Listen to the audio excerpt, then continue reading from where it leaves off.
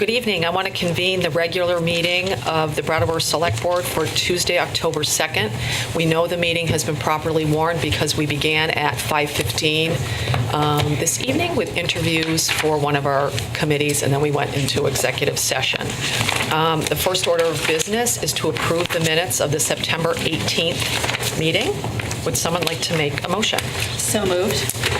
We have a motion to approve the minutes of the September 18th meeting. All those in favor, please say aye. Aye. Anyone opposed? Motion carries 4-0. We're missing one member who should be here shortly. Under Chair's remarks, I want to ask, we've had a request to move the public hearing on the youth vote up in the agenda. Right now, it is the first item under new business, and unless the board has any objections, what we'll do is move it up to right after public participation. Does anybody have any objections to that? I do not object to that. Okay. So what we'll do is we'll do public participation, and then we'll have the first public hearing on the youth vote. With that, I'm going to turn it over to Town Manager, if you have any comments. Thank you. I have two this evening, just announcements. A reminder that early voting is already underway in the Town Clerk's office, so people can go there to cast a ballot now for the November election if they'd like. And if you'd prefer to wait and cast the ballot actually at the polls on Election Day, that'll be on November 6th, and it'll be next door at the American Legion Hall, because of the fact that for midterm elections we expect to have a larger turnout. So when we use this room and we get those larger turnouts, it gets just kind of tight and chaotic for everyone. So the voting on Election Day will occur at the Legion Hall. And my other announcement is the fall leaf collection schedule has been announced. And last year we got quite a lot of feedback regarding the collection and occurring before all the leaves had fallen. So out of response to the concerns from the public and respect for the changing climate, we've actually moved the schedule back up by a week this year. So there's still 2 weeks in between the two collection dates, but instead of being in mid-October and late October, it's now Friday, October 26th, and Friday, November 9th will be the two leaf pickup days this year. Thank you. Thank you. And I personally appreciate moving the leaf pickup dates, because I was one of the people that complained. They are starting to fall. I know, it's sort of scary. Does anyone on the Select Board have any comments or committee reports that they'd like to make? I do. Yeah, I'll go after you. Oh, I don't. Oh, I thought you. Do I? So I wanted to, I wrote an article a couple weeks back and was thanking more than a couple of people and individuals who are doing some great work for our town. And one of the things I failed to mention that I do enjoy, and I think we all benefit and enjoy from it, is I believe it's called the why is my, it's the Aesthetics Committee that is by, I believe Dick DeGray is your part of the committee or the committee, but I wanted to acknowledge and appreciate how you add to the beautification of our town. So I just wanted to acknowledge that out loud, and thank you. Shanta?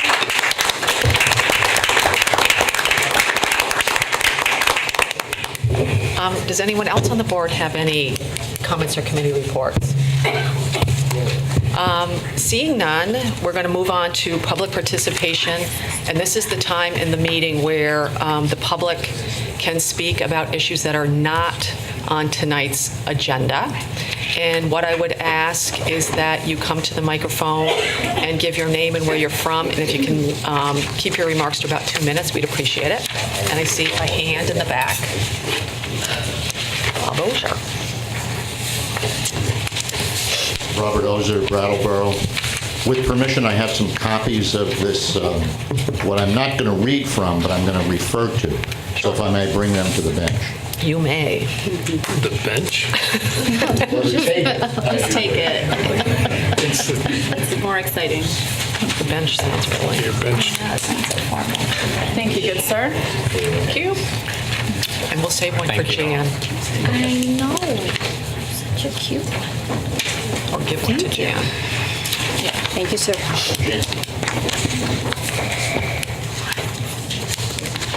So this is not about begging, but in going through some of the material that came from the ACLU,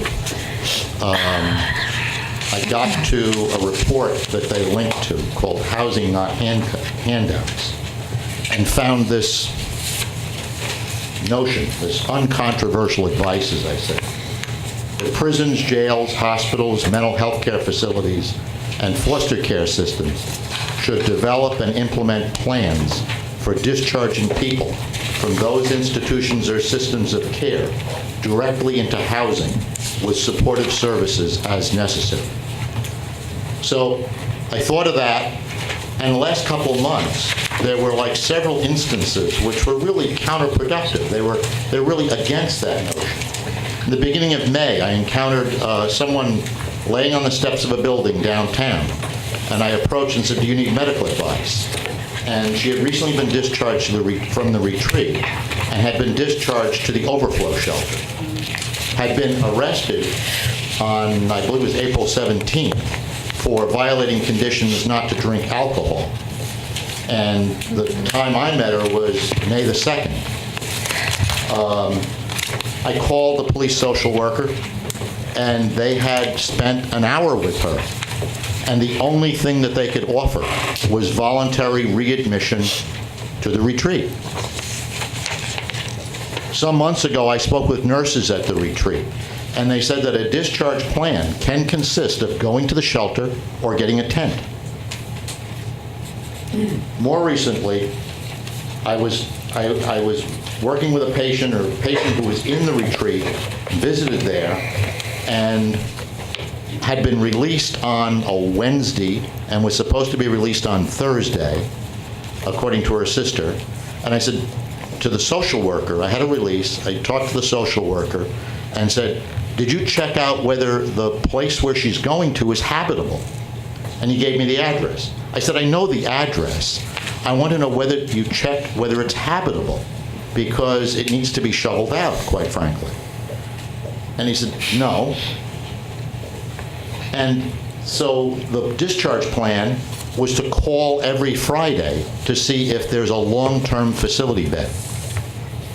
Well, the phone was soon inoperable, her phone.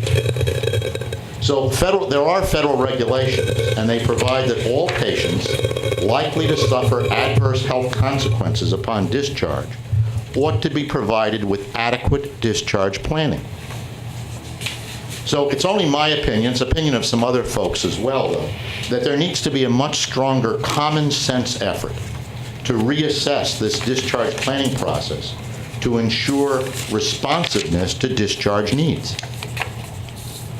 Common sense should mean that you do this immediately upon discharge, not wait several weeks until HCRS or some other organization has gotten to the waiting list, and then you send a letter to a last known address. That's not immediate. So it's not to say there aren't discharge plans that might satisfy some legal requirement on paper, but like one patient admitted, she had that paper somewhere in that apartment that needs to be shoveled out. But the days after discharge are crucial, and there needs to be a clearly identified go-to person to deal with those issues, and deal with issues that, maybe the referral program didn't work for some valid reason, and that needs to be figured out. Not wait another 2 weeks until that program says, "Oh, well, let's do our exit interview now," as to why that didn't work. And if we don't do that, what's the impact? The impact is on our emergency services, on the police, on town resources, because those dots haven't been connected. So there is a town interest in getting this done. Now, the retreat is the key stakeholder in this process and needs to play a larger role, and they realize that in a way. I met with the chief clinical officer yesterday at 4 o'clock. But there needs to be a group of people to encourage them to do that and support them in doing that.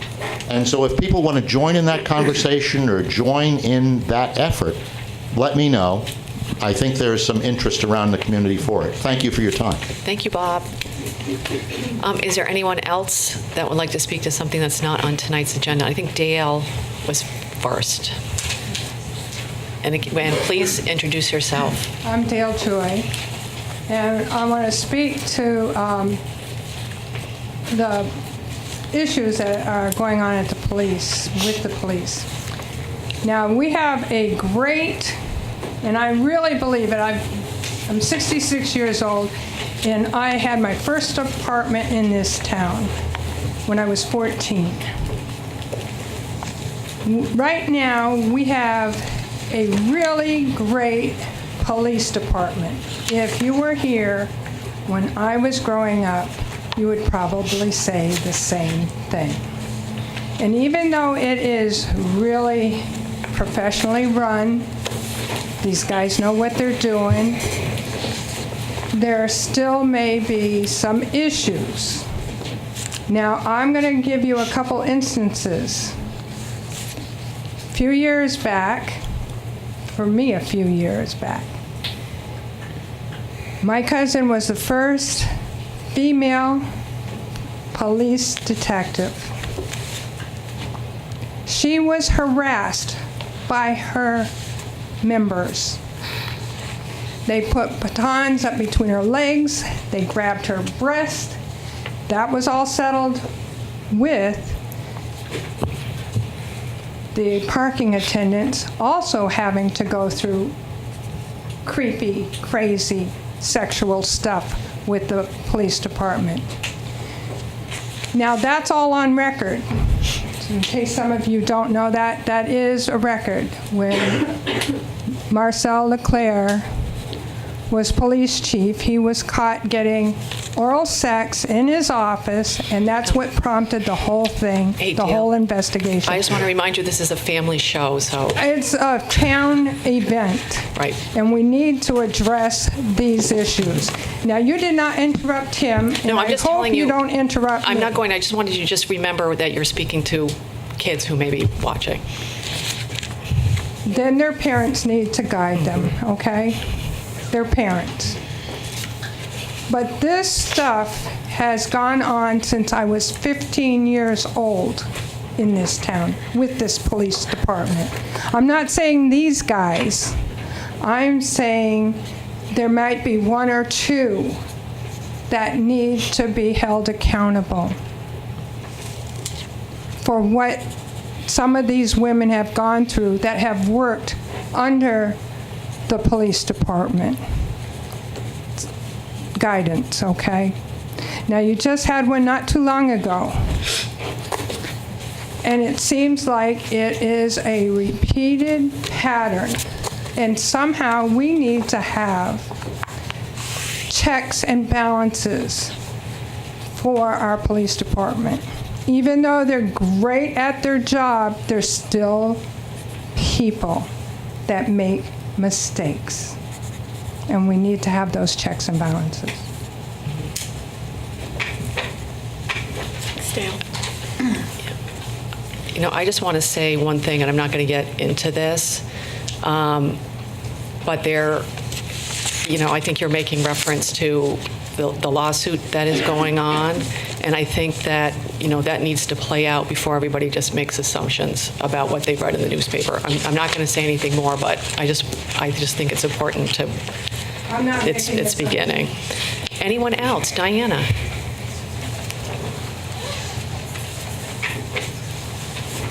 Diana Bander. I have three things that I wanted to mention.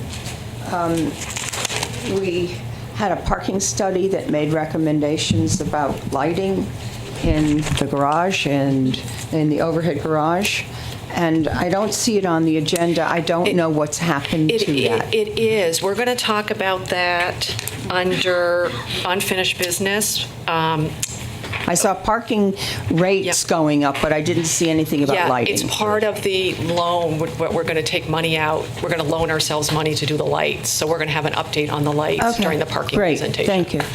Second thing, there were a couple of articles, one in the CONVENE, one in the Reformer, around safety and the issues of safety and the feelings of safety. And there was comments about safety being a perceptual issue. Safety is not a perceptual issue. Safety is safety.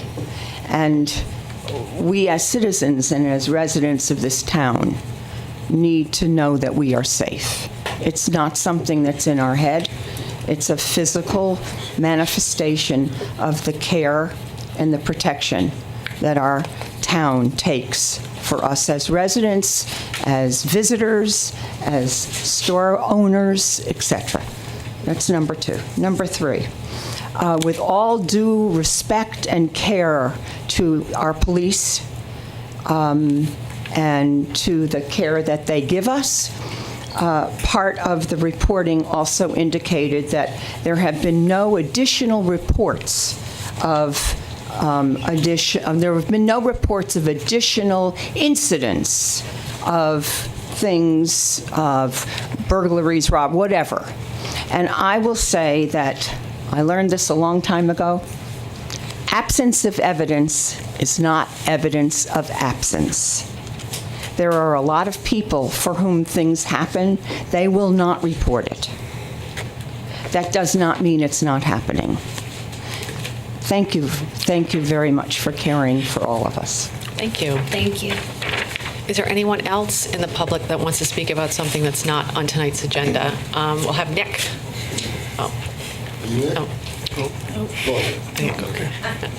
If you could introduce yourself. Hi, although I'm a resident of Brattleboro, I still am just like another European settler, and Hey, get her name. Can you tell us who you are, please? my name is Nanya, Okay, thank and you.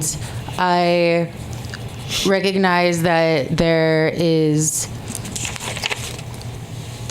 the anniversary of one of the many American government's genocides against the indigenous people coming up.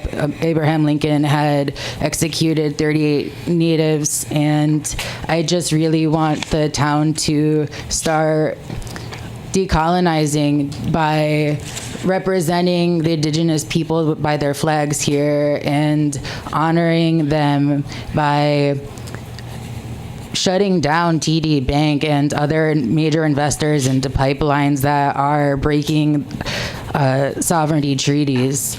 And I was here 2 weeks ago too, and I noticed that the front door was locked and there was no signage indicating to people on the street to be welcomed here to be present and express their concerns about the town, because not everyone is so organized in advance to be prepared to be here, and people on the street should know the direction of just like, here's an arrow, here's an open door. The front door locked is not welcoming at all. And it's also not handicapped accessible, which is wrong and unethical. For the community should really care to improve that. There's no exception for a historical status building preservation to not be updated to become more inclusive to people with physical disability, barriers to being here. I had left last time after I spoke because I had to individuate and process my anger from being so dismissed, because I'm often dismissed when I speak because people misunderstand that in this particular case 2 weeks ago that I had brought up my concern about the parking, being that very relative to the parking issue was that half of those lanes could be used as bike lanes. Like there's on those streets we were talking about on both sides, there's parking, but half of that should be used for so many reasons, for environmental reasons, particularly environmental reasons as bike lanes, and it'll save lives to have space designated for bikers. The one accident where someone has physical injuries to recover from and that's going to hurt them the rest of their lives is totally preventable and worthwhile to prevent any crisis of. Thank you. Yeah, I just wanted to Thanks for the idea about putting a sign out on the street. I think we should consider that. Select board meeting tonight, enter in the rear. I agree. The reason we use the rear door is because it is handicap accessible. It's at ground level. You come in and the elevator is right there. The entire building is accessible through the elevator. The front door is not accessible and we'd have to guard it during the night. So that's why we use the back door. Yeah. And we should have a sign. But a sign is a very, very appreciated idea. You're right. I think Nick.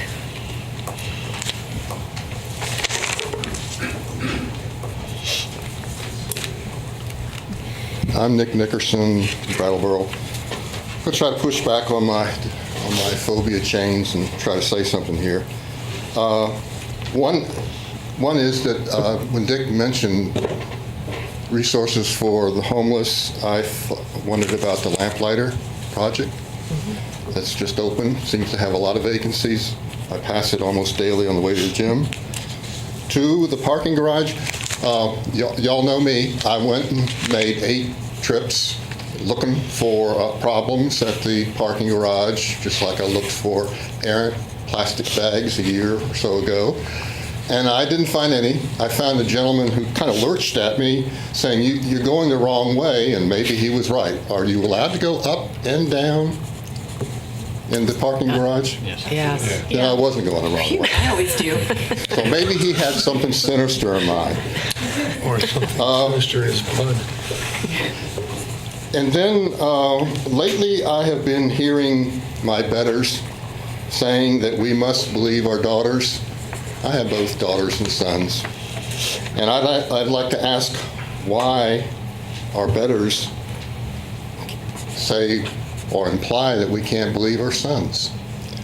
And the best answer I have to it is part of what Ronald Reagan said. Trust a little, but verify a lot. Thank you. Thank you, Nick. Thank you, Kate. Thank you. Is there anyone else that would like to speak about something that is not on tonight's agenda? Yes, please come on up. And if you could introduce yourself, we'd appreciate it. I'll try. I'm Michaela, and I just want to say that I didn't notice that public bathrooms is on the list of business. I was trying to look through it quickly, but and I feel like that was one that came up over and over again last time, and I hope that will be considered because $35,000 is a lot of money for lights, and a toilet is really needed. I think one of the things, I drove through there at 9 o'clock at night the other day, and it was pitch black out. And there were a few dark corners, but it was not really dark in there. And I know this is later, but I just wanted to know how the conversation with bathrooms and the cost of lights would be considered. There was a long list of things that came out of that meeting. Right. So we're taking them as we can. And the lighting worked in with this one because we'll get into this, but we want to take out a loan for the lights like we want to take a loan out for the smart meters. But we have the long list of everything everybody talked about. Bathrooms is important. And bathrooms is on the list. Whether we can do it and when, that's what we have to figure out. But we have not forgotten, if that helps. Is there anybody else that wants to speak about something that's not on tonight's agenda? Seeing none, we are going to move. David was not here, I don't think. We've decided what we're going to do is. Oh, Randy told me. Thank you. Okay. We're going to move the hearing up on the youth vote. We're going to move it up in the agenda and do that now. What I'm going to do is explain to the people who don't know. There was a petition signed by 5% of the legal voters in the town to change the town charter to allow 16 and 17-year-olds to vote on local issues, as well as to serve as school directors and as members of representative town meeting. This is a charter change, and by state statute, we have to have 2 public hearings.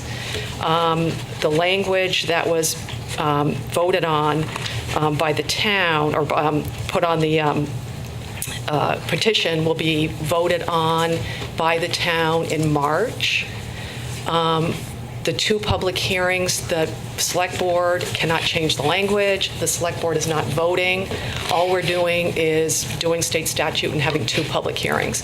The first one is tonight. The second public hearing is going to be next week, next Tuesday, the 9th at 6:15 right here. So what I want to do is open the public hearing, and this is an opportunity for the public to comment on the proposed charter change. So I don't know if there's anybody that would like to comment. Yes, please come up.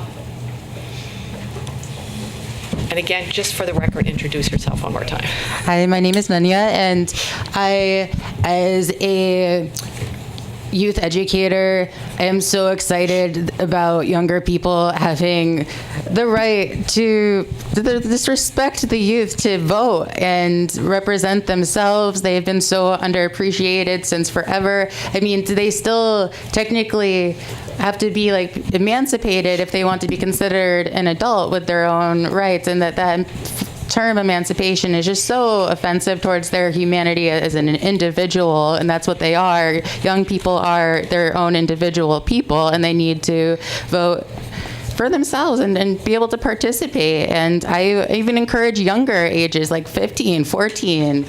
They have a voice, and they should learn how to use it. Great, thank you so much. Is there anyone else that would like to make a comment? I think we have over here first, and then we'll go to the back.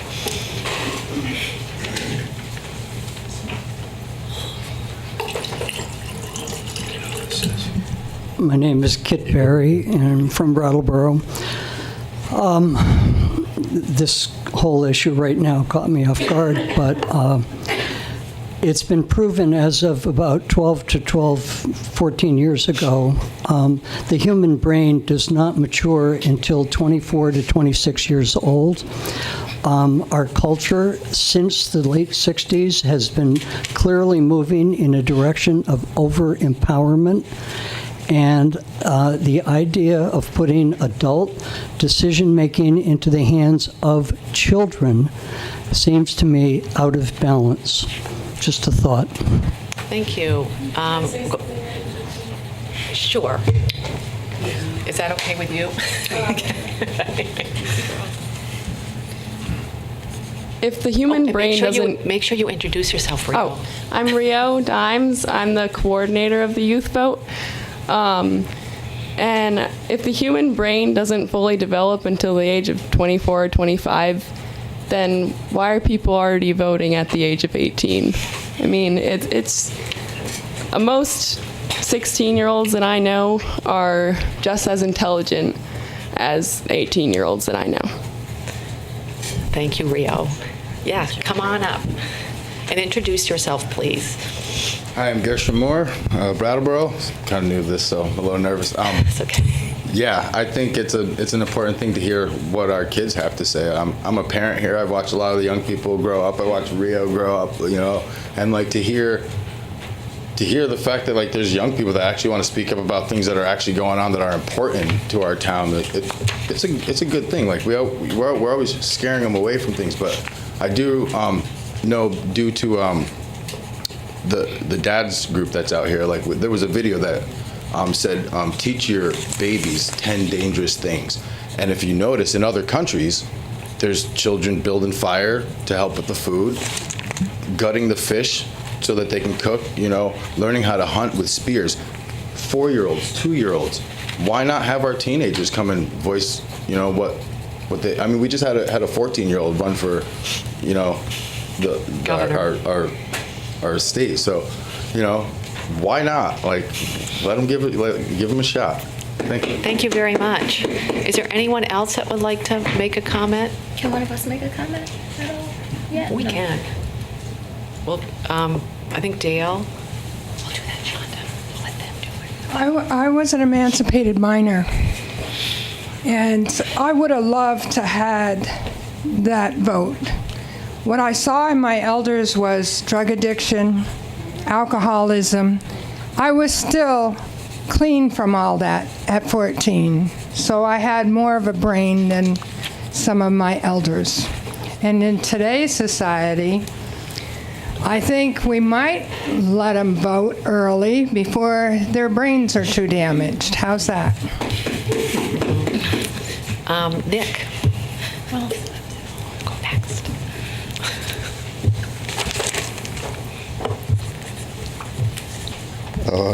Nick Nickerson, Brattleboro.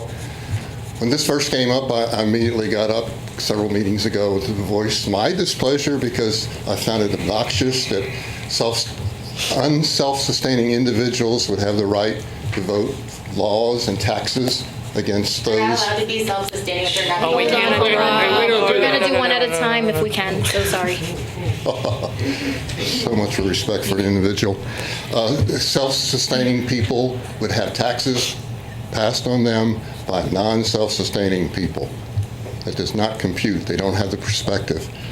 Talking about perspective, it is true, like the gentleman said, that your judgment does not develop fully in the brain until you're 24, 26. It's a fact. Thank you. Did you want to make a comment? Oh, wait, we have somebody else. We have somebody else first, yeah. Yeah, no, you're up. We want everybody to get a shot at it. My name is James Shanti Strelther. I'm involved with the Youth Vote. I'm an assistant coordinator. I want to say letting teenagers vote at the age of 16 will increase voter turnout. There have been a few studies that have shown that and have even showed it to potentially increase the likelihood of teenagers' parents voting, because when you start at a younger age, you're in a more stable place. Where at 18, you're moving out, you're going to college, so you're in a less stable environment than when you're in 16 in high school. You've grown up in your town, lots of 16-year-olds for their whole entire lives, or at least a good amount of years by then. I also just want to say 16 and 17-year-olds do pay taxes. Around like 80% of teenagers have already been paying taxes by the time they graduate high school. So they already are contributing to the town a lot, and teenagers contribute billions of dollars to the economy each year. So, yeah. Thank you, James. Thank you. Thank you. Is there anyone else in the public? I know, Shanta, you wanted to say something. The only thing I was going to say is I'd given some thought, and I very much appreciate what you guys are working on and trying to push forward. For years, I've been also troubled by the lack of civics education and classes, and so what I'm hoping as you all are moving this effort forward is to also, and I'm sure you probably already did, so I'm not talking down to you, maybe giving some consideration and thought around civics education that might pair with young individuals understanding their right to vote. I mean, I actually think adults could benefit off of a return to civics class as well, and the understanding around local government and state and federal. So that's a thought as well, is if for some reason you don't make it fully to where you want to go with this, think about some other ways to approach this and ways to get your peers involved. And thank you for your efforts to try to do that. Great. Thank you. Oh, sure. So I know that a lot of people that I have talked to actually said, a lot of 16, 17-year-olds that I've talked to actually said that if they heard that they could vote, they would try to educate themselves on the process and on current politics and actually go out and vote. I know that actually a lot of adults don't really educate themselves on current politics currently, and if people are started at a young age, then they get involved with politics earlier on, and the habit of voting is embedded earlier on, and they vote for their whole lives. A lot of people say that youth don't know anything about politics, and they're not going to try to know. But that's not true, and from what I've seen, youth now are getting way more involved than before this millennium, and I think that's amazing, and I think that we deserve to vote. Also, when I was collecting signatures at the primary elections, a lady came up to me who was just about to go in and vote, and she said, "I don't know who half the people on this ballot are." And I just found that really sad, and I think that if people are started at a younger age, then they will learn more about politics and try to get more involved and try to educate themselves more throughout their lives. Thank you. Thank you, Rio. Is there anyone else? Yeah, one more time. This is it. You can come out. You can come up every subject. No, I'm out of here. I'm not a regular. Don't expect me. Yes, you are. No. I work with young people, and I just want to say that what they do is really inspiring, and that they deal with grown folks' issues every day. Kids show up to school from dire circumstances every day, and so they should have rights to vote. Their voices should be heard in that way if they want to stand up and be counted. And these young people, I commend them for coming today and showing up in front of this audience. It's not an easy thing to do, but also, I mean, my work with youth tells me that we don't necessarily get smarter as we get older. I hate to say, but that's what my experience has been telling me. And so they know a lot, and I think that there's wisdom in youth. They know things that we don't know. They see things that we don't see. My 4-year-old teaches me every day. And so I hope that we can learn from these young people, and maybe we'll know who's on the ballot when we show up to vote. Thank you. Does anyone else have any last comments? Dick? Dick DeGray, Brattleboro. Question for Mr. Fisher. Would you explain the whole process as it moves forward, and then what happens after the election vis-a-vis the charter? Sure. So the next step is the second public hearing, which is a week from today. The two public hearings have to be within 10 days of one another. And then it will go on to the March meeting for the vote. Depending on the vote, if it passes, then it would go to the legislature, because a charter amendment has to the Brattleboro Charter is an act of the legislature. So that vote will then go up to Legislative Council and the legislature to be voted upon there, and then if passed there, it would become part of our town charter and an act of the state of Vermont. I'm loud enough so I don't have to stand. They're not bound to accept the outcome of the election, are they? That's correct. The legislature will make its own determination with regard to making the law, which is that amendment. Thank you. Does anyone else have any more comments that they'd like to make? Yes.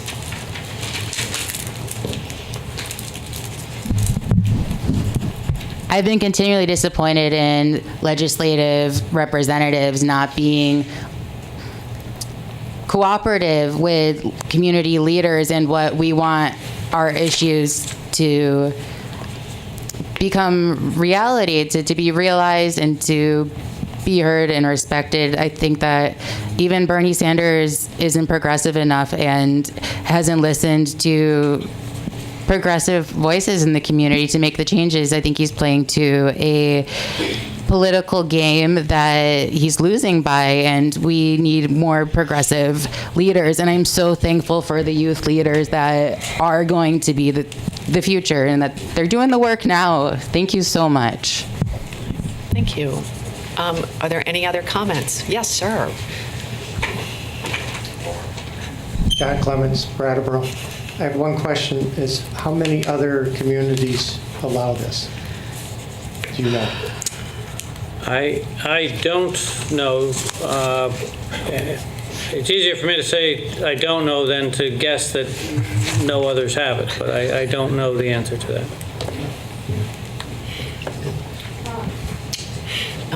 Yeah, Rio might know the answer. There are actually 2 towns in Maryland that have local voting at age 16. And And I believe in Oakland, California, 16-year-olds are allowed on the school board, and there's a group of youth in Oakland that is working on getting youth to vote at 16. And also, if you go to vote16usa.org, there's a list of all the towns that are working on enfranchising 16-year-olds. Great. Thank you. Yes. Oh, well, I'll let I James also go just first. want to add to that and say a lot of global communities have passed this. You can vote at 16 in Austria and I believe Brazil and Cuba, Nicaragua. So a lot of countries worldwide already allow this. Thank you. Thank you. My name is Scott Cooper, and I'm a new Brattleboro resident. And I've really appreciated hearing all the voices, articulating all the different perspectives. It seems that society does have a sort of graduated understanding of what constitutes an adult. Of course, we can work at the age of 16. We can pay taxes, therefore, at the age of 16. If we are a child, in many states, we can decide whether or not we want to continue with secondary education or not. We can even decide whether to emancipate ourselves from our parents or choose a parent as a custodian. There's, of course, the age of 18, which is voting. If we continue to go up, in many states, you cannot drink alcohol until you are 21. And that's because there's an understanding that youth aren't fully enough developed to be able to decide whether to drink and how much. And we can continue to sort of go up the scale. You can't rent a car in many places until you're 24. So it seems that society is very conflicted about what constitutes an adult and what does not. Only hearing the various voices tonight, I find that the most persuasive argument is no taxation without representation, which is one of the guiding principles of our republic. So just from hearing this, I would argue if you do pay taxes, you should have a voice in how your money is spent. Great, thank you. Are there any other comments? Seeing none, I want to close the public hearing.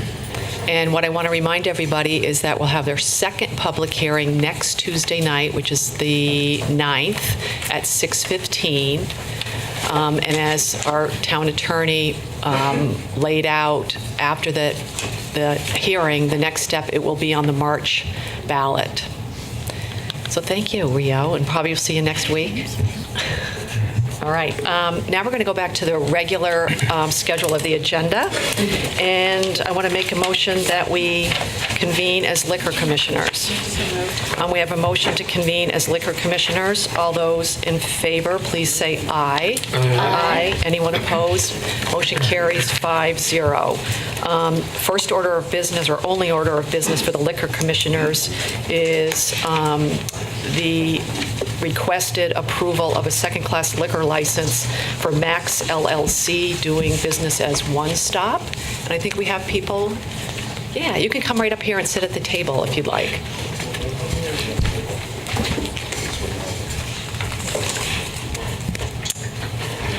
And you are now at the, oh yeah, please tell us who you are. I'm sorry. Yeah, thank you for coming.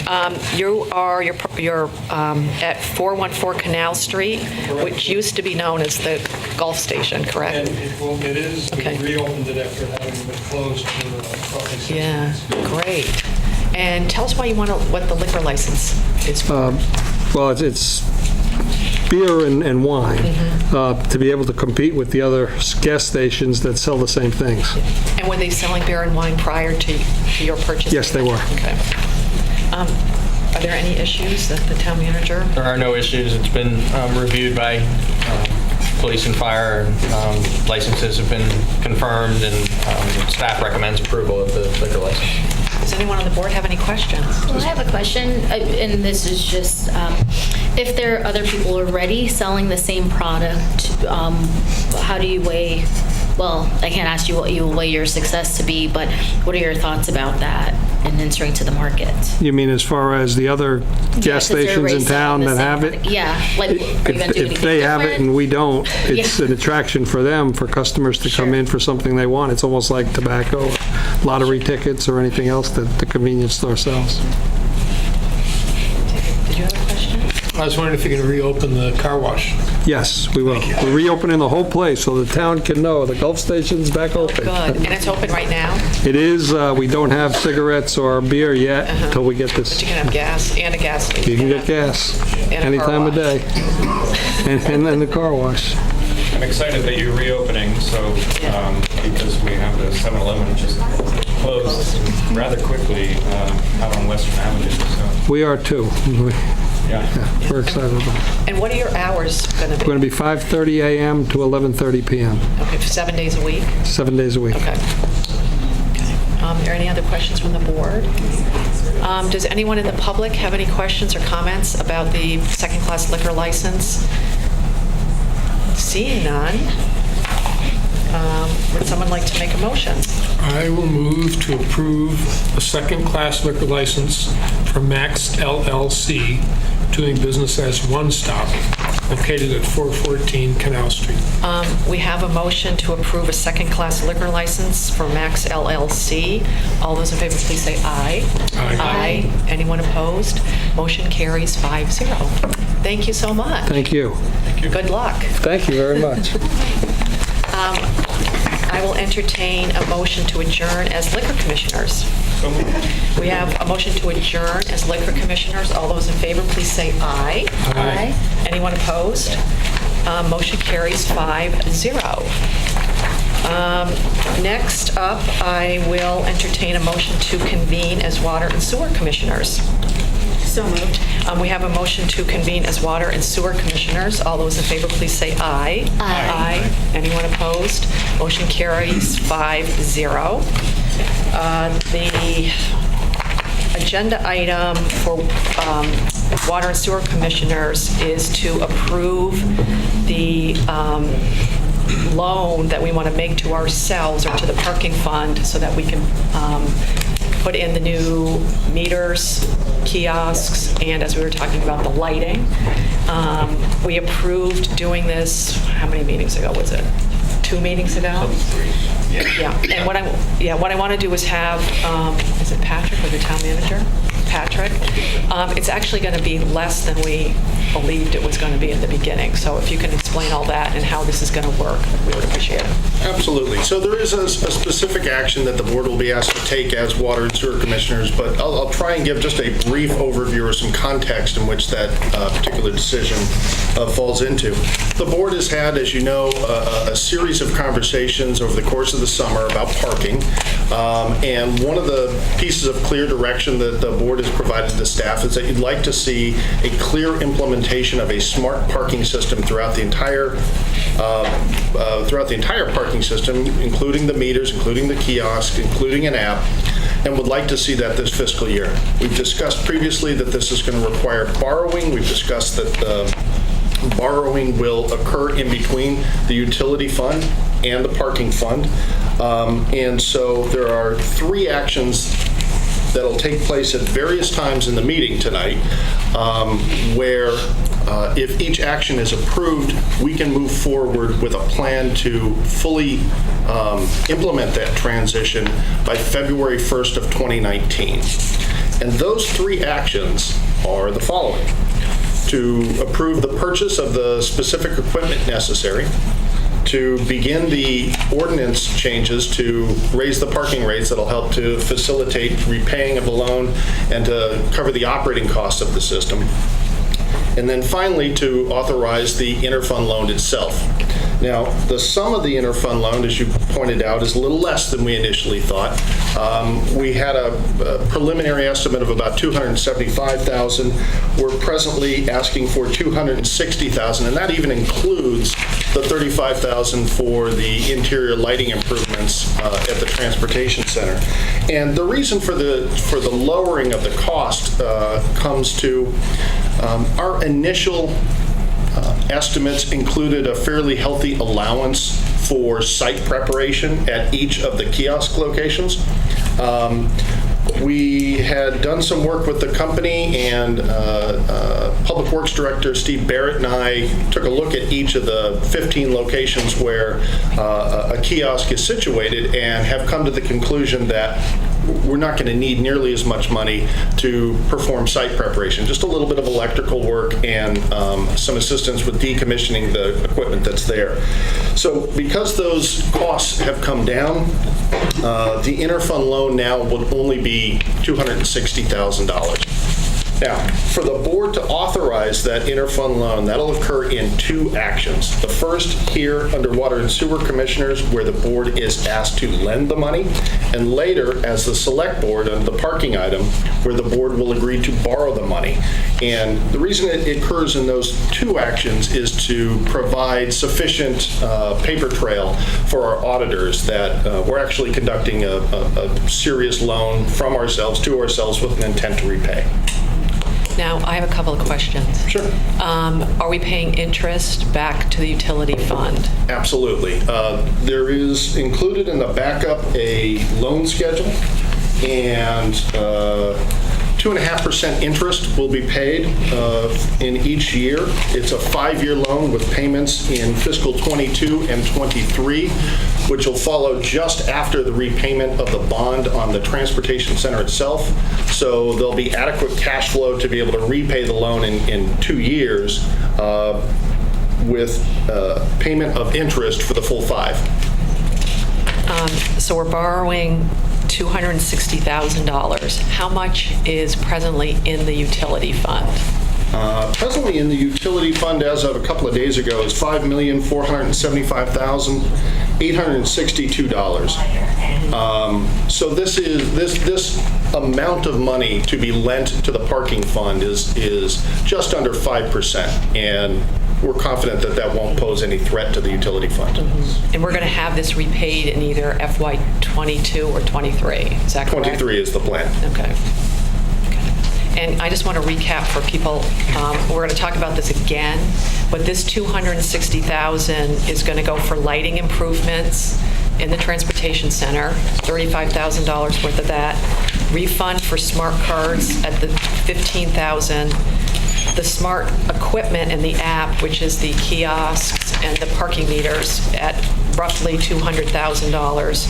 And then the electrical and decommissioning, it sounds like we have a nuclear power plant, but of the current kiosks, which is $10,000. So that's what the $260,000 that we're borrowing for the utility fund is going to go for when we move it to the parking fund. That's exactly right. Okay. I'm sorry to dominate. Does anyone on the board have any No, questions? it's helpful to clarify all the terms, yeah. Yeah, I think I'd like to make a comment. Yeah, go ahead, Brandon.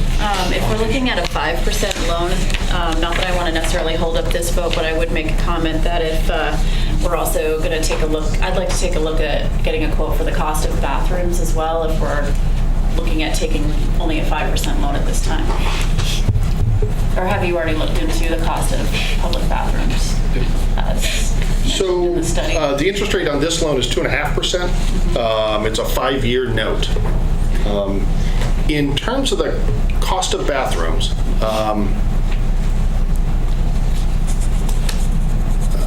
there are public bathrooms at the transportation center presently that are open not 24 hours a day, but from 8:30 to 4:30. Where are they located? They're located in the lobby of the transportation center. Is that by the parking enforcement office? It's adjacent to the parking enforcement office, but you don't need to pass through or go to the parking enforcement office to get to the bathrooms. If you walk in the lobby, they're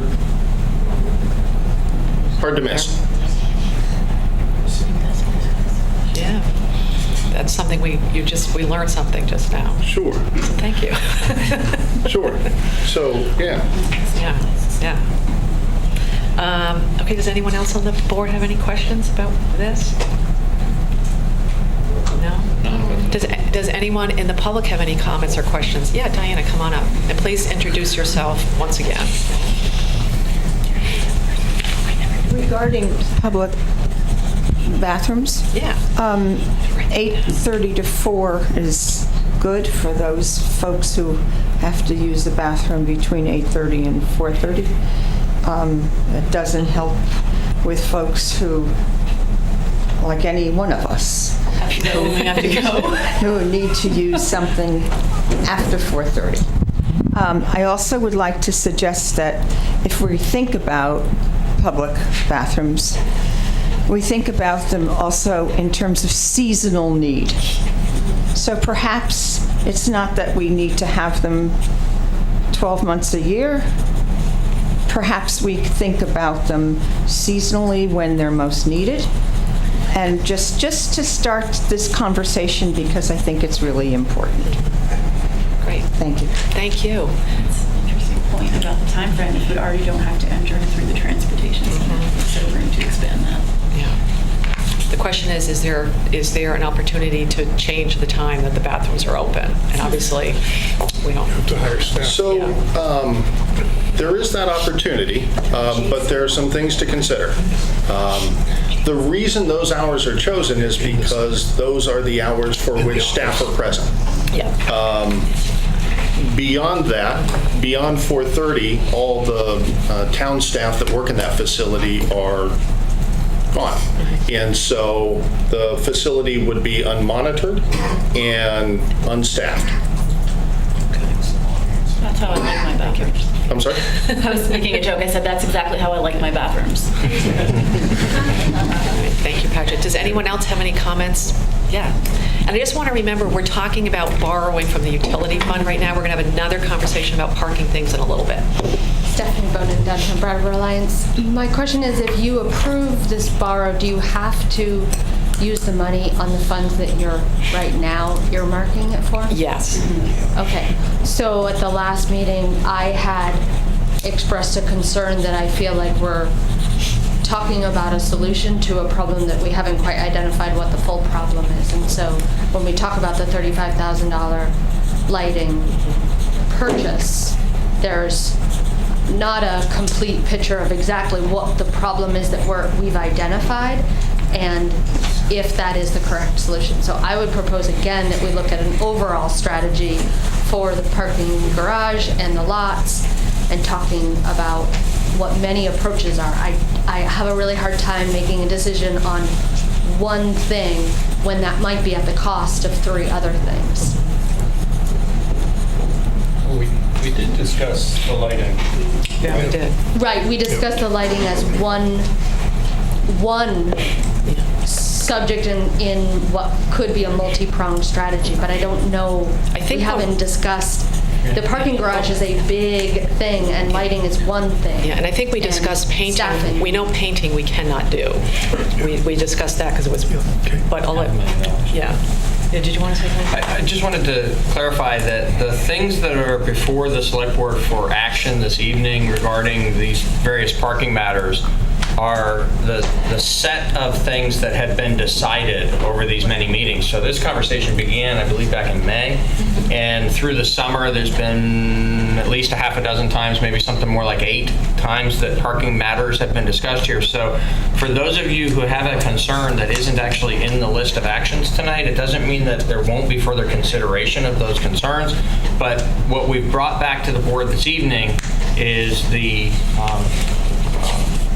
sort of finalized details for formal action on the smart parking system and the borrowing to move forward with the implementation of what's already been approved.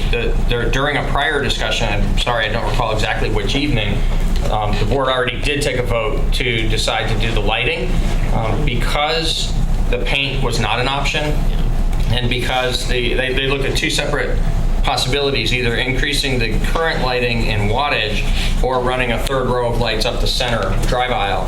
And the decision was made that evening to do the 3rd row of lights up the center drive aisle, and that's what led to the $35,000 being included in the loan. Yeah.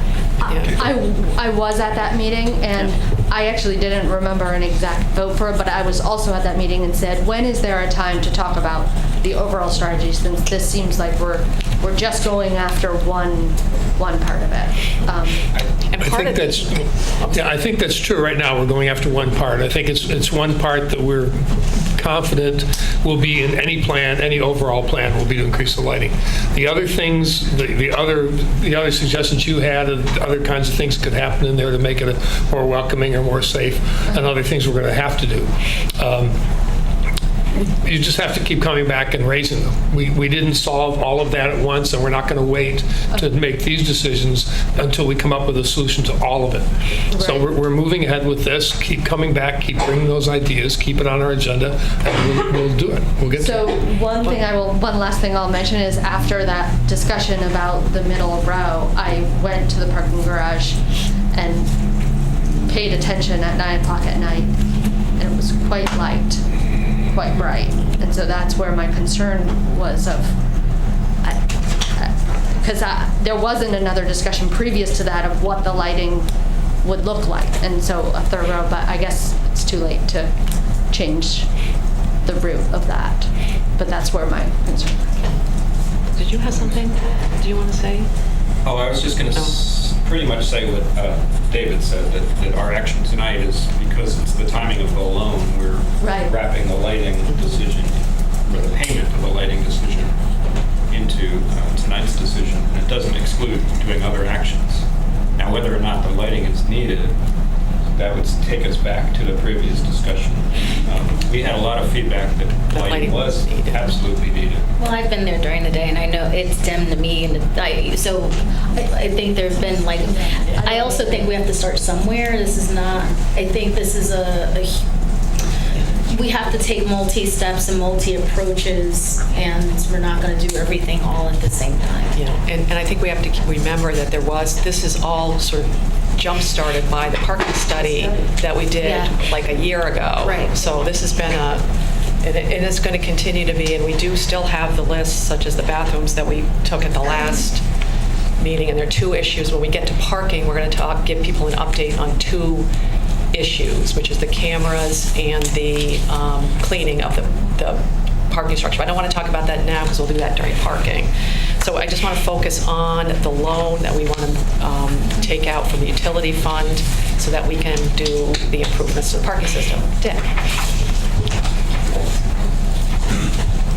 So I'm trying to get myself clear, as Brandy brought up, she wanted to talk about possibly adding money for public bathrooms, I think. Is that correct?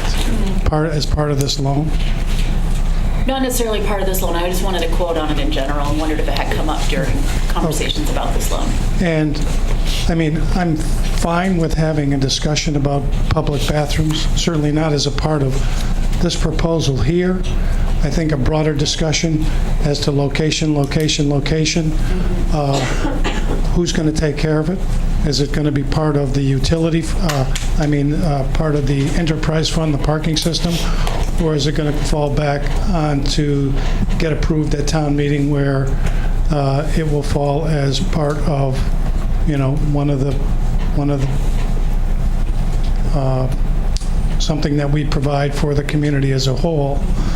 But I want to make sure that we're not confusing things as to, okay, we're going to borrow $260,000. These are the specific things, maybe not inclusive of the lights, although I do remember the vote. I was here for that meeting also. So that's what that money will be used for.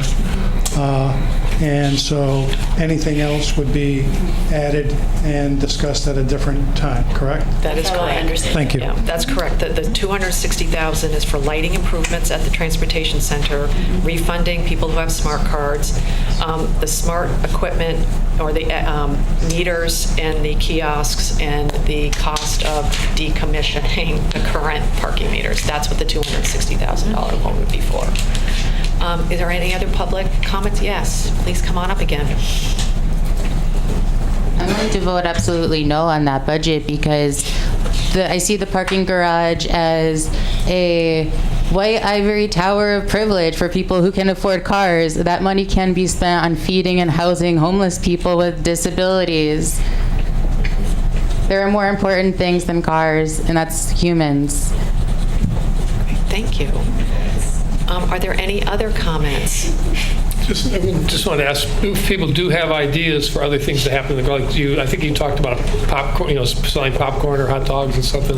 It might be possible to have a musician's performance space or have dances or concerts on the roof. Anything that any ideas that people have for how that place could be made more welcoming or more viable or more useful, please submit them. Give them to us so we can deal with it. Are there any other comments? Anyone from the board have any comments? Would somebody like to make a motion? I'll make a motion that the utility fund lend to the parking fund the sum of $260,000 at an interest rate of 2.5% for a period of 5 years in accordance with the payment schedule as presented.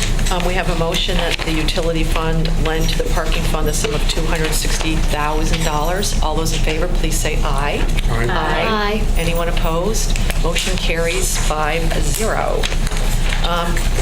I'd like to make a motion that we adjourn as Water and Sewer Commissioners.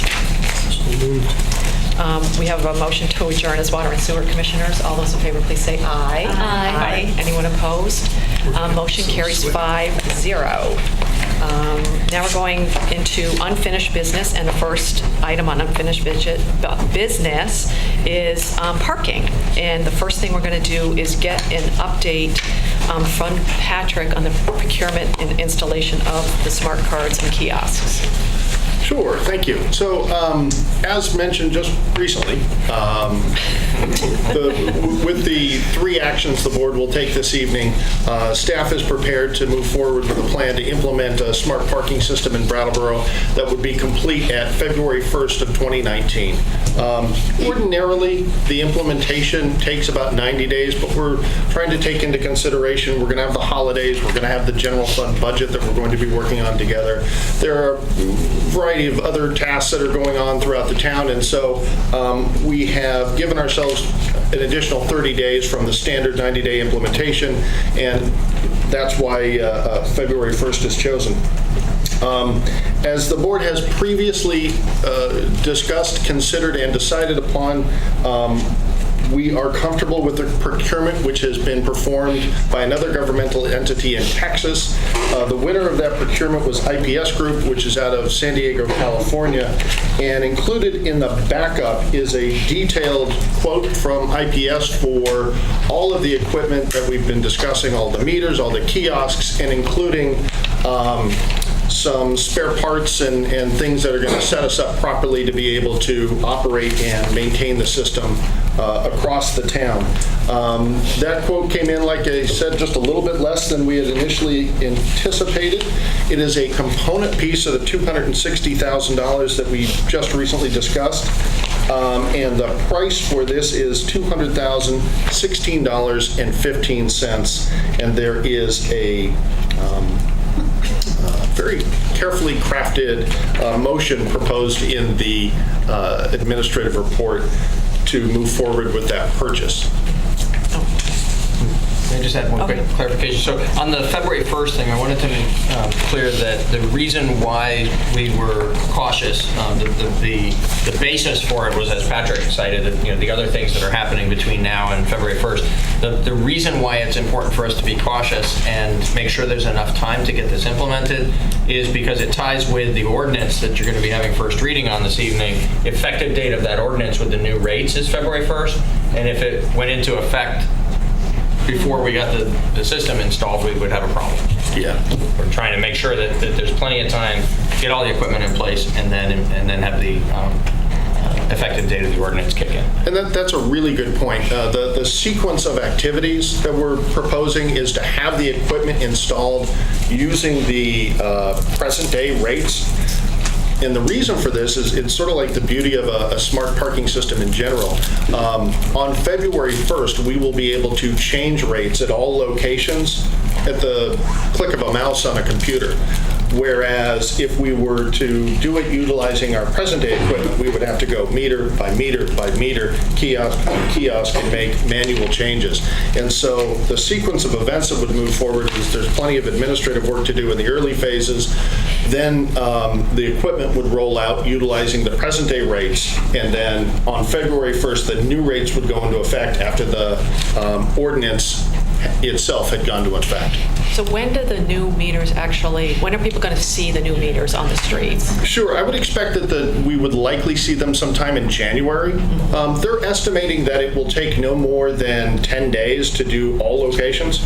And in fact, all of the meters themselves might be done in 1 to 2 days. And then the kiosks would each take maybe a day, Now, do they a little less than a day. do they just take the tops off our current meters? Exactly, Okay. exactly. So this particular setup is designed to work with the infrastructure that we've already got in place. And so you'll unlock and pop off the head, pop on the new one, secure it, fasten it down, and we're good to go. And then on February 1st, when all of that's been complete, we'll be able to flip the switch on the new rates, and everything will sort of transition fairly seamlessly. Does anyone on the board have any questions? No, I think that's pretty thorough. Does anyone in the public have any questions? Right behind you first, Diana, then we'll let you go second. And if you could introduce yourself. Alva Jean from Brattleboro.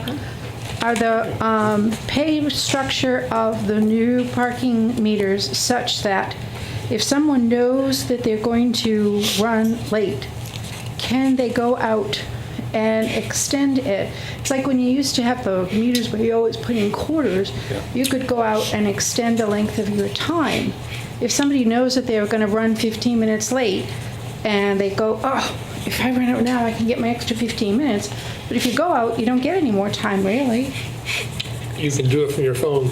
Well, is the question? Well, let me clarify your question. Is the question of you're at a 2-hour meter, but you know you're going to be 2 hours and 15 minutes? Is your question after the 2 hours, can you run in and run out and put another quarter in and get 15 more minutes? Is that the question? No, my question is if you've put in enough for an hour and a half, but you know that your appointment is going to take an hour and 45 minutes. Yeah, I don't. But if it's done by your phone, okay, that answers my question. And you don't have to do it by your phone. You can go out and put the quarter in. Or you can use a credit card. Yeah, anyway, you can use a We're trying debit to give card. a lot of options. It's basically like you're doing it now. I don't think there's any difference except the new meters, you're going to be able to take a credit card. Or use an app. In addition. Don't believe whatever he tells you, don't believe him. Yeah. The new meters, instead of just using coins as they do now, the new meters will let you put in coins.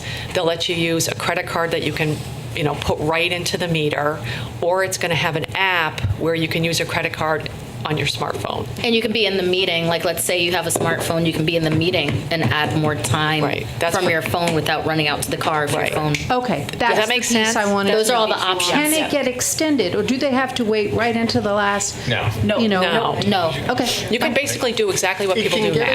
I'm sorry, I have to jump in. It can get extended up until the maximum time limit allowed for that particular facility. That's fine. Fair enough. That's fine. Does that make sense? Yes. And just introduce yourself again. Just a public information question. When are you going to start publicizing this in a way that both residents and tourists or whoever needs to know this? That's on the very near-term to-do list. Much of the implementation, honestly, is going to be performed by IPS and people that they contract. What staff's largest responsibility in this is going to be public education, right? Educating folks on how to use the system, educating folks on how to use the app system, educating folks on the need to work with us to refund any value currently held on a smart card. So all of that work is Brattleboro town staff work, whereas, the folks from IPS are going to be bringing the meters, installing the meters, doing all that hard work. So if you're looking for an implementation of what I thought you said, Feb 1 or something, you're going to start around January 1, kind of notifying people that this is going to be happening? I would think sooner. Good. Great. I mean, the sooner the better, because, it's aside from holiday season, it's going to have an impact. Once we, with the actions taken this evening, need to do a little staff work, but we could get started with a smart card reimbursement as soon as we've got a plan for exactly, how to do that. We, get the information out to the public. That could get underway sooner. It doesn't need to wait till February 1st. The ordinance change would go into effect February 1st. The equipment would be installed sometime in January to be prepared for February 1st. But the public education on how to use this equipment, that needs to be rolled out well in advance. The sooner the better. Exactly. Yes. Especially if it, at some point, is going to come with a rate increase. With a what? With a rate increase. Yeah. A parking rate. And that we're talking increase. about next. Okay, thank you. And the outreach to the public is going to come in several different forms. So as the materials get put together, we'll push them out in different ways, but we're also going to be updating the town's website, which we know is stale in a lot of places. We're working on updating it, but in this particular area, we're going to update it right now because it needs to be made more user-friendly and reflect all of the updated information that'll become effective on February 1st. So we want to get the public's attention with the things we push out, but we also want to make sure that anybody who comes to the site looking for information sees updated information there, and we'll be getting that ready too. And might we add information about where all the available parking is to that, or just so that people, just to refresh that for people? Sure.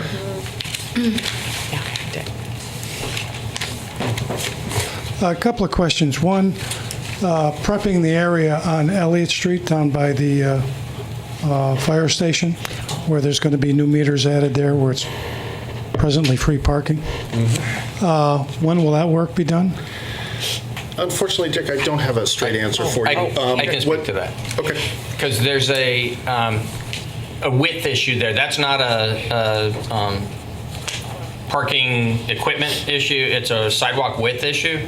So next summer, there's going to be work done on Church Street and along that sidewalk there that's on the south side.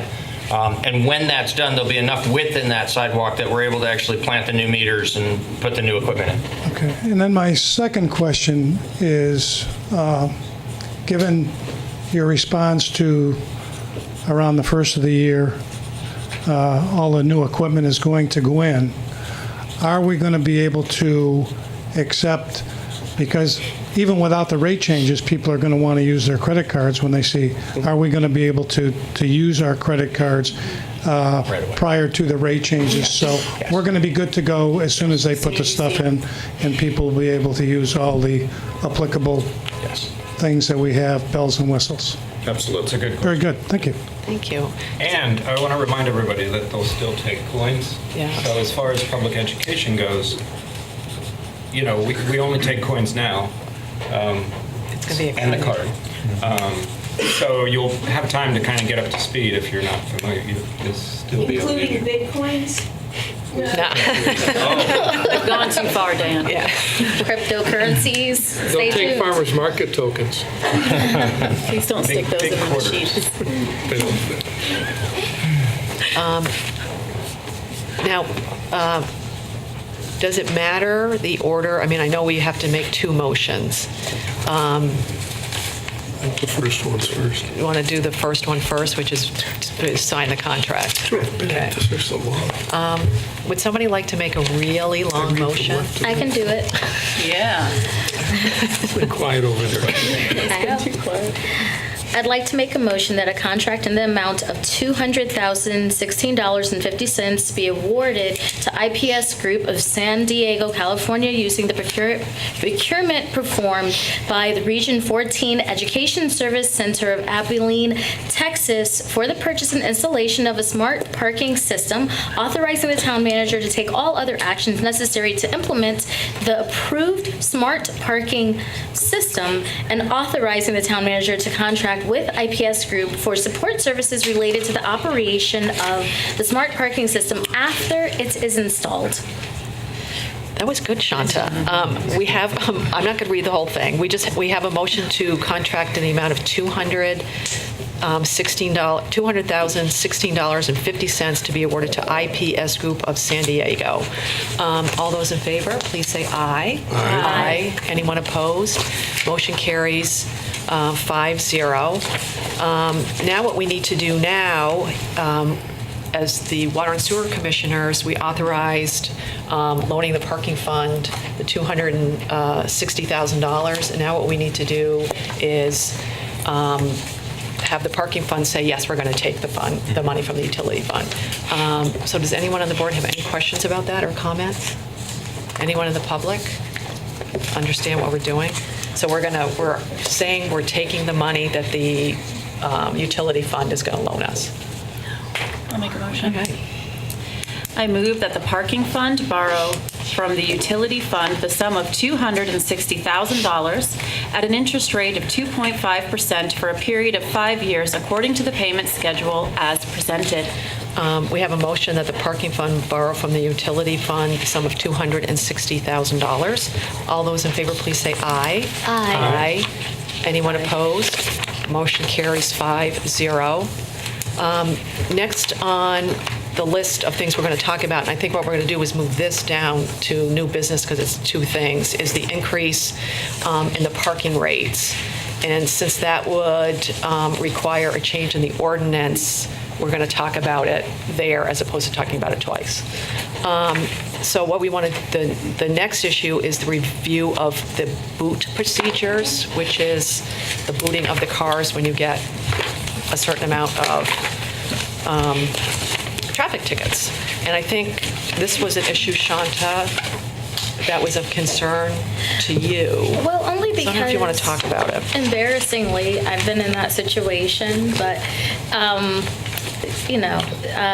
I think that, I guess I have a question too, because I've been doing some research, and I know that in other places, like Portland, Maine, for example, instead of the booting fee being $100, the booting fee is $50, and in some other places it's $45.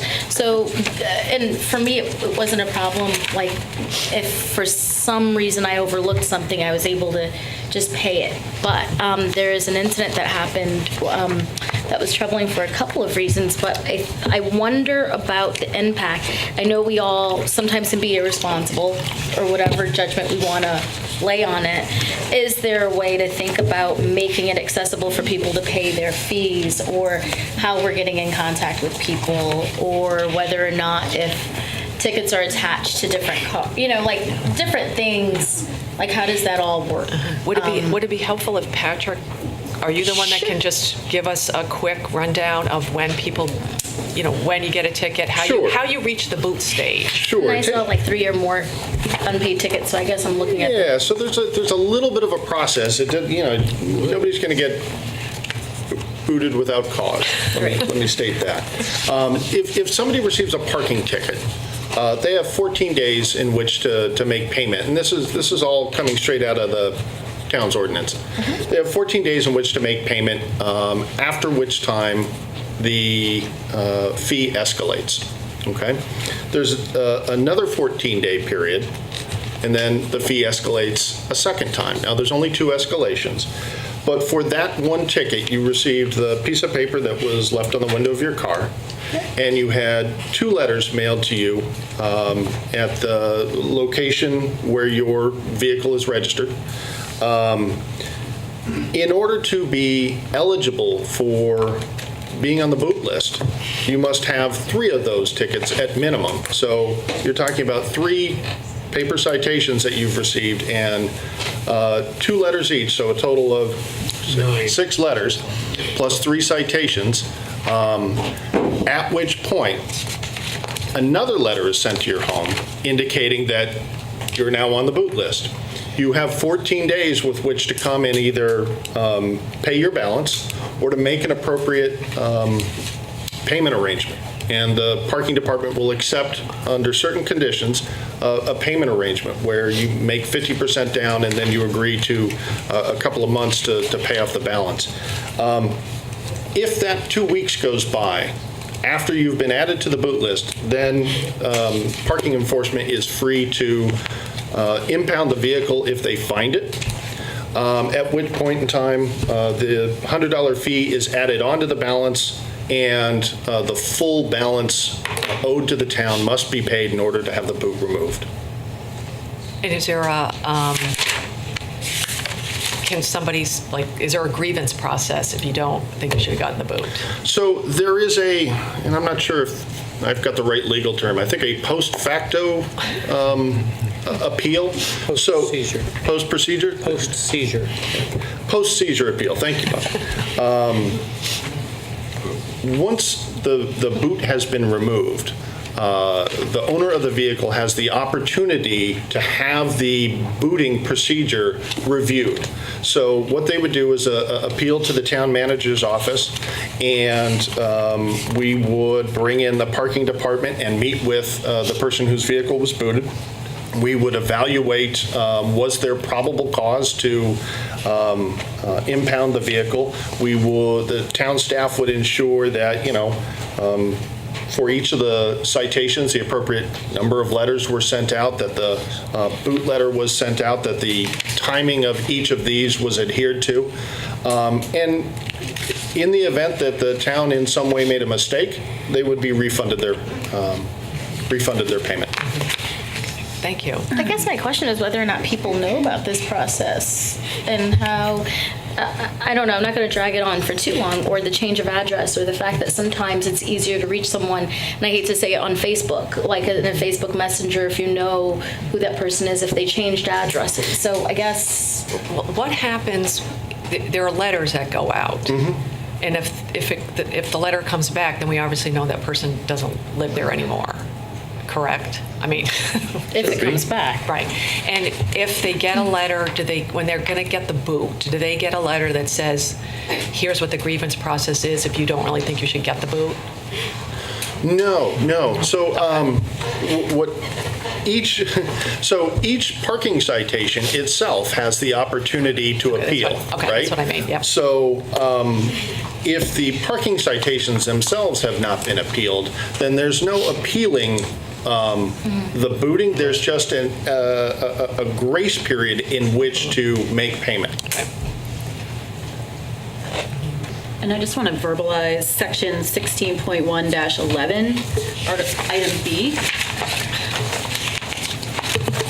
The disposal and C and D, that says that we as a town, after 120 days from notice to the owner was mailed, we can then absorb it and add it to our own fleet or destroy it as scrap metal.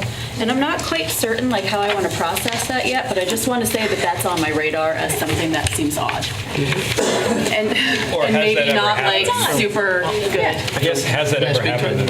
So I can't tell you exactly where the language came from. It's probably sort of standard form boot ordinance, from the places where we get advice for how to structure a proper ordinance when we're doing something new. What I can tell you is, while the language there may sound draconian, the impact to the public of having a booted vehicle just sit on the street for 120 days or more is real. And so it's appropriate that the town have some action that the town can appropriately take at that point if somebody has just abandoned a booted vehicle. But we've never done that, though, right? We've never, no one has ever that I'm aware of, and Patrick's not aware of any instance when we've ever actually taken possession of a booted vehicle. We've always simply, received the payment and removed the boot. I guess our question, and Shanta, you can correct me if I'm wrong, is, Sure. do we want to change this in any way? Is that what you're thinking? Yeah, maybe. Minimum is the fee. Yeah, maybe even if because I looked at other places. Other cities were surveyed with much lower fees and in areas that tend to be thriving economically in comparison to ours. There you go. Wow. What would you like to say? Maybe they can afford to charge less for the fine because they have more That money. is an than we do. argument. It seems like the fee should cover the cost of the service, Right. whatever it costs us. Right. And you know, I think what we need to decide for right now is, you know, is there any information that town staff, if we want to proceed, because this would take an ordinance change. Right. So are we thinking about an ordinance change? Are there information that we want from town staff before we even go to that next level? You know, that's sort of what we need to decide right now. I'd be interested in if the town staff might look at just because I want to make it accessible for people to get to their cars, especially if they're of different income brackets and they can't quite, you know, it may be feel like $100 smacked on top of everything else that they have to catch up with. Not saying that they shouldn't be responsible. That's not my argument, but I'm wondering if there's a way to just, not saying trust my word, but just take a look at other ways to maybe, like, could that booting fee, for example, be lowered? But that's just looking at other ways to making it accessible for folks. Is it possible to figure out, you know, what boating fees are? We could certainly do a survey of other communities' booting fees and bring that information back to you. Or another thing to think about as to whether you think the $100 is fair or you want to consider changing it is the payment plan option. So we actually, with some regularity, have people who come in and are financially strapped. The tickets have built up because they were paying other things instead of these tickets. And then we work out with them the ability to pay off the accumulated tickets and the boot fee. Actually, there isn't a boot fee at that point, but the accumulated tickets and the penalties on those tickets over a period of time so as to avoid getting the boot. Yeah. As long as they stay current with that extended payment plan, then they're free. Then they're not going to get the boot. Yeah, and I don't think that is reflected in the ordinance because I think it doesn't say. You're right. So that is not explicit in the ordinance. That's just a practice, but it's a long-standing practice, and it's one that is not only rarely used. David, you want Yeah, I think rather than give the staff something else to do, I would rather give the staff something different to do, which is think about how we could publicize in a relatively, the sticker on a meter here and there, or maybe it's every 6 months in the paper. Here's what, if you get a parking ticket, pay it or get in touch with us or something to the effect, because if you don't, this and this and this happens. Yeah. Because, people may not know this is all going to happen, although it's hard for me to imagine. Well, it's straightforward. Yeah, it's pretty straightforward, but it's just a matter of getting the information out. But to you get the public. ticket, and I haven't got $10, oh nuts. And then 2 weeks later, it's $20, and then it's down and down and down the slope you go. I believe it actually says so on the face of the ticket. We'll double check that and make sure that that's true. But Make it bigger. If not, then that would be something we can improve. So it's right there for the person at the time they receive it. If you can't pay this, call us. Or, contact or some recourse or some direction. But doing it in a way that's just accessible and not giving more work or spending more resources that we don't have to do that, but just how do we put the information out there? So we'll look at the tickets themselves. I think that's the fairest way for everybody, regardless of how they like to communicate with others. The getting of the ticket is the thing that's going to trigger a payment. We'll make sure that it says right there when it's due and what the increase is. It's clear as day on the ticket. Already. Oh, absolutely. That's what the number of days, when does that first day begin, where payments can be made, and the appeal process. All on the ticket. Is there anyone in the public that has any comments on our booting? Dick? See if this can be made better. I have a parking ticket. So resourceful, Stephanie. Thank you, Stephanie. Thanks for bringing that. Bring that into the store and I'll redeem it for you. If you have it, I might as well see it. $2 a piece and she doesn't have to pay. Oh, thank you. Dick, that's Thanks, Stephanie. Stephanie, is that yours? Important notice. Always good to inject a little levity here. And if you want to pay that would be right. A couple of questions. I don't have the ordinance in front of me, but one of the things I don't believe that we do is that once a car is booted, we don't continue to ticket it until the boot is removed. So if it's on the street or in the Harmony lot and it's in a place where you're supposed to continue to pay for parking, or if you're on the street and it's in a restricted area for overnight parking, we don't continue to put the tickets on the window, do we? That's correct. And one would say, why not? You're still in violation until you paid up your debt or made arrangements to pay up your debt. Yes, but circumstances, especially on a weekend, could occur where you can't make payment. Okay, so you could make an exception to that. Additional tickets. Now, I can tell you that this year alone, I believe, one actually just recently on Lower Canal Street, there was a car there for, I believe, at least a week and a half, possibly 2 weeks. There was another car further up Canal Street that was there for a significant period of time. And you're going, this is having an impact where that second car I just talked about was located.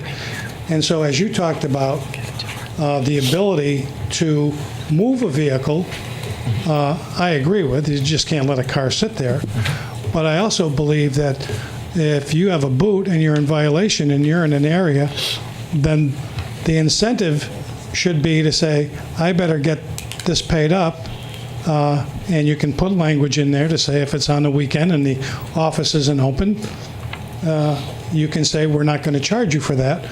But the reality is you're still in violation. So once you get the boot, it's almost like, okay, I'm just going to leave my car there until the town decides to tow it or I decide to make payment. So a lot of times what happens, truthfully, is vehicles end up getting towed because of overnight parking or snow removal or things of this nature. So that changes the dynamic somewhat. A tow company will come and they'll take the vehicle, they'll impound it, then notice is sent to the owner of the car and they have the opportunity to redeem. They still have the boot issue with the town, but then they've got the towing issue with the tow company. But that happens in circumstances where the car is in a place where it's not allowed to stay. If it's in a parking space where it's allowed to be, where it's not winter, it's not the winter on-street parking ban and that sort of thing, then it can be there for a while. And I'll just say this in terms of trying to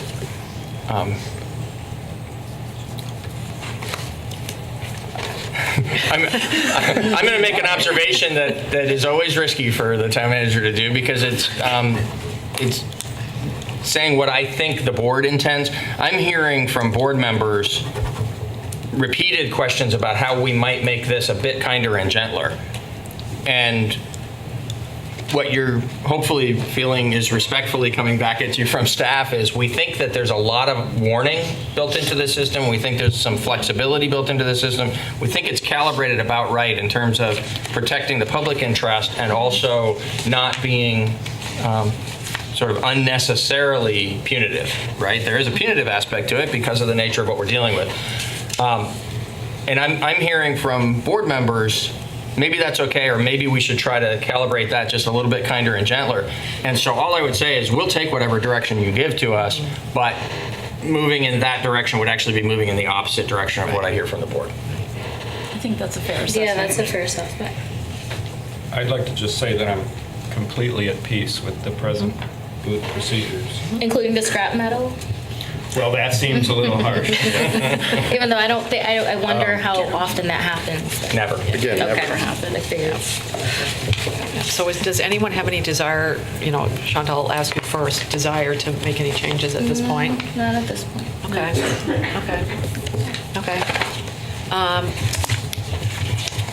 Now we want to move on to another parking issue, which is amending the parking rate ordinance. Currently, the parking rates are in an ordinance. And our proposal. Can you do the public a big favor? I think it was mentioned a couple of times ago, but tell us, when is the last time the rates were adjusted? Like, how long have we been with these rates? Just 18 years. Yeah, 18 years?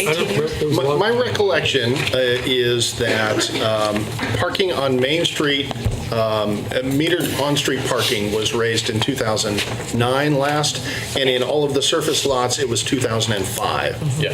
So it was some time ago. Yeah, and what we decided to do, how many meetings ago was it, that in order to purchase, the new equipment, it was the perfect time to analyze what the parking rates were, and since they hadn't been raised in how many years, Patrick just said, we want to raise them. And I'm just going to read what they were or what they are and what we are proposing to raise them to. And this is an ordinance change, so tonight is the first public reading. Then the next meeting we'll have a public hearing and we'll actually adopt the rates if that's what we decide. And Kate, I just had a brief question. I'm so sorry. In addition to the rate change, are we building in anything so that we're not, that every so often we're reviewing our parking rates? We talked about, I don't know if it was in the motion to do it every 5 years. It's right in the rewritten ordinance. That we did. Okay, Yep. I just wanted to make sure. Yeah. So what's being proposed is on-street parking right now is 75 cents an hour, and the proposal is to raise it to $1 an hour. The Harmony lot is 60 cents an hour, and the proposal is to raise it to $1 an hour. The Depot Street parking lot there is 75 cents an hour. The proposal is to raise it to $1. Preston lot on Flat Street is 60 cents. The proposal is to raise it to 70 cents. The Municipal Center is 40 cents. The proposal is to raise it to 50. High Grove is 30 cents an hour. The proposal is to raise it to 40. The Transportation Center parking garage is 30 cents an hour. Proposal is to raise it to 40. Harris lot is 30 cents an hour. Proposal is to raise it to 40. And then I guess the 30-minute spots, which, on Grove Street or wherever they are, is 30 cents now, and the proposal is to raise it to 35. There is a method to the madness on how this was decided. There was a parking study back, again, I referenced it in November. Our parking expert came back and did an analysis of our parking rates and made some suggestions to us based on where people are parking. And a lot of people are parking on Main Street, which means that if someone's coming down, they don't see a spot open, they might not stop. So what we're trying to do is you raise the rates on Main Street more than you raise the rates in the High Grove parking lot, and you get people to park in the High Grove parking lot. So those people that want to go shop on Main Street can go in and out faster. So there is a method to why the parking rates are increasing as they are. So that's the proposal, and I don't know if anybody on the board has any questions or comments. No, seeing none. Does anyone in the public have any questions or comments? Dick? I think at the meeting I had requested that overnight parking go from $10 to $20, and I don't see this as part of the ordinance. And I strongly encourage you to support that, because overnight parking in the winter has a huge, huge impact on the street cleaning. Certainly has an impact on what I do at night when there's cars parked on the street in terms of the service I provide the community.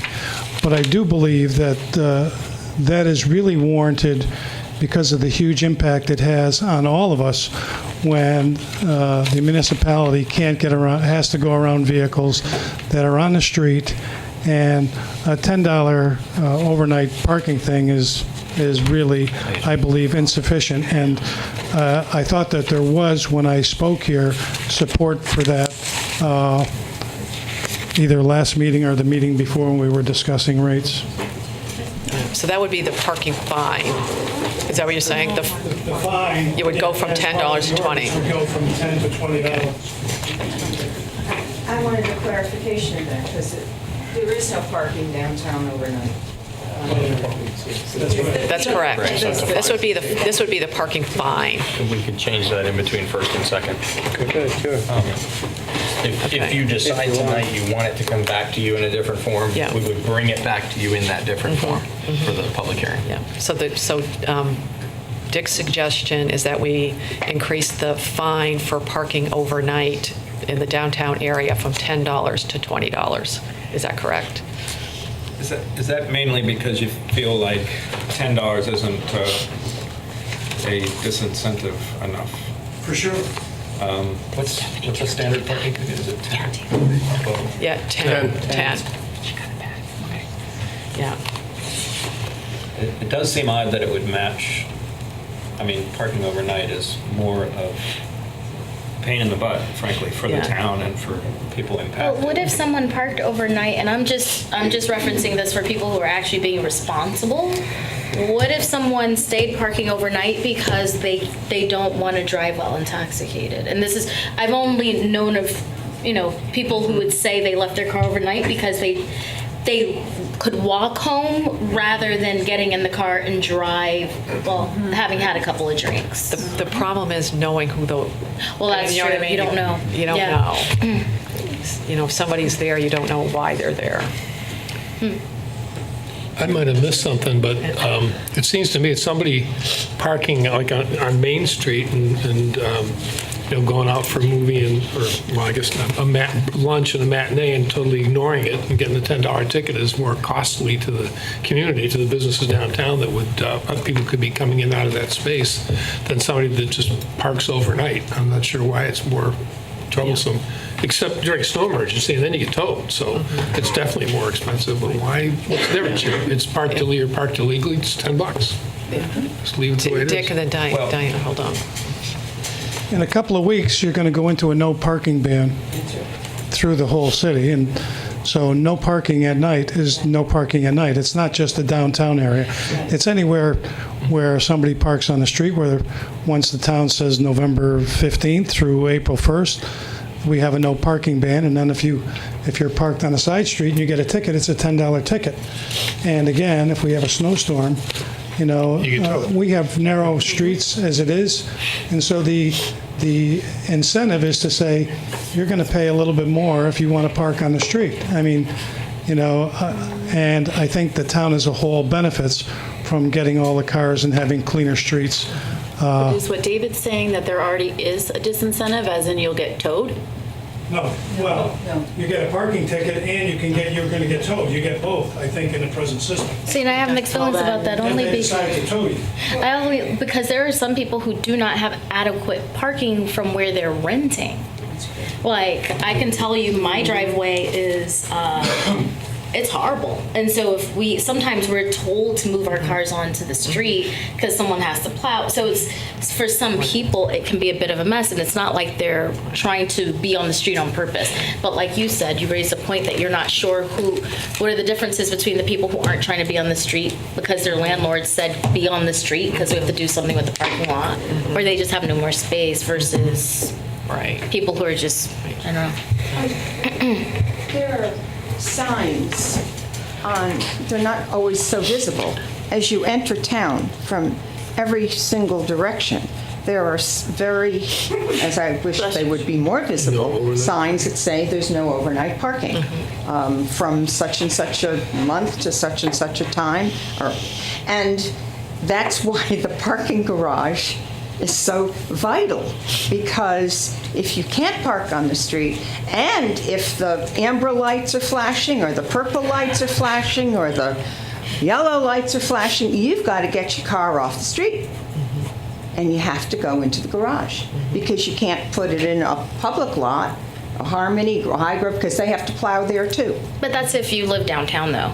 You're talking about downtown, or you're talking about someone who lives... It's a zone all around. I'm not quite sure what the boundaries are, but as you come in off of 91, or you come up Putney Road, so anywhere in that vicinity.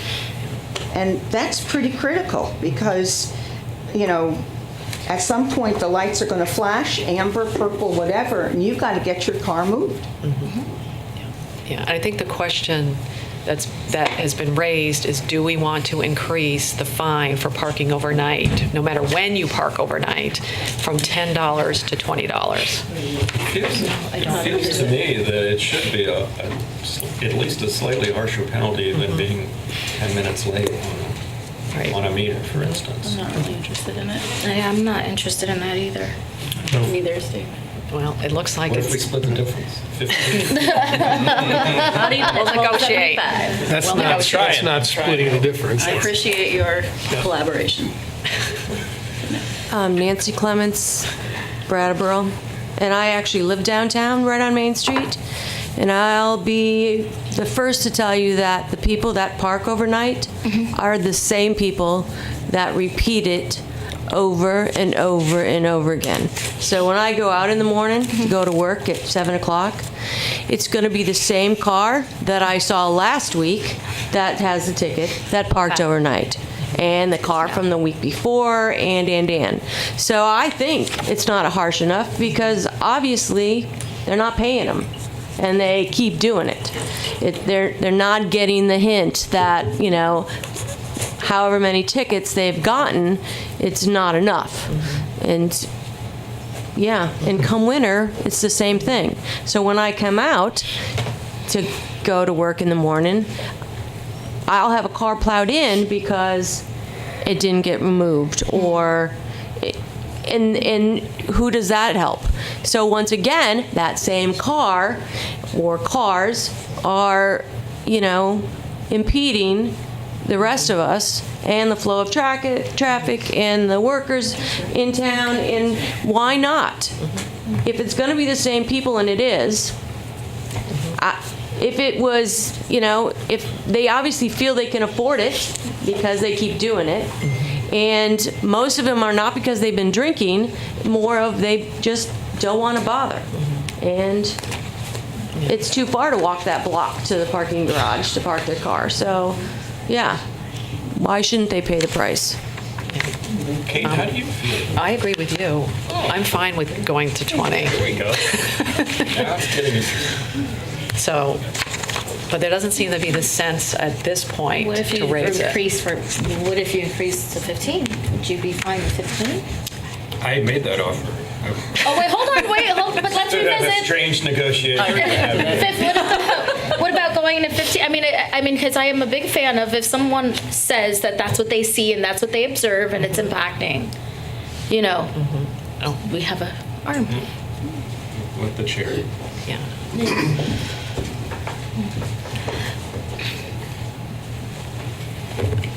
Nick Nickerson. I think we're getting a little bit too punitive here, and suggest we move on.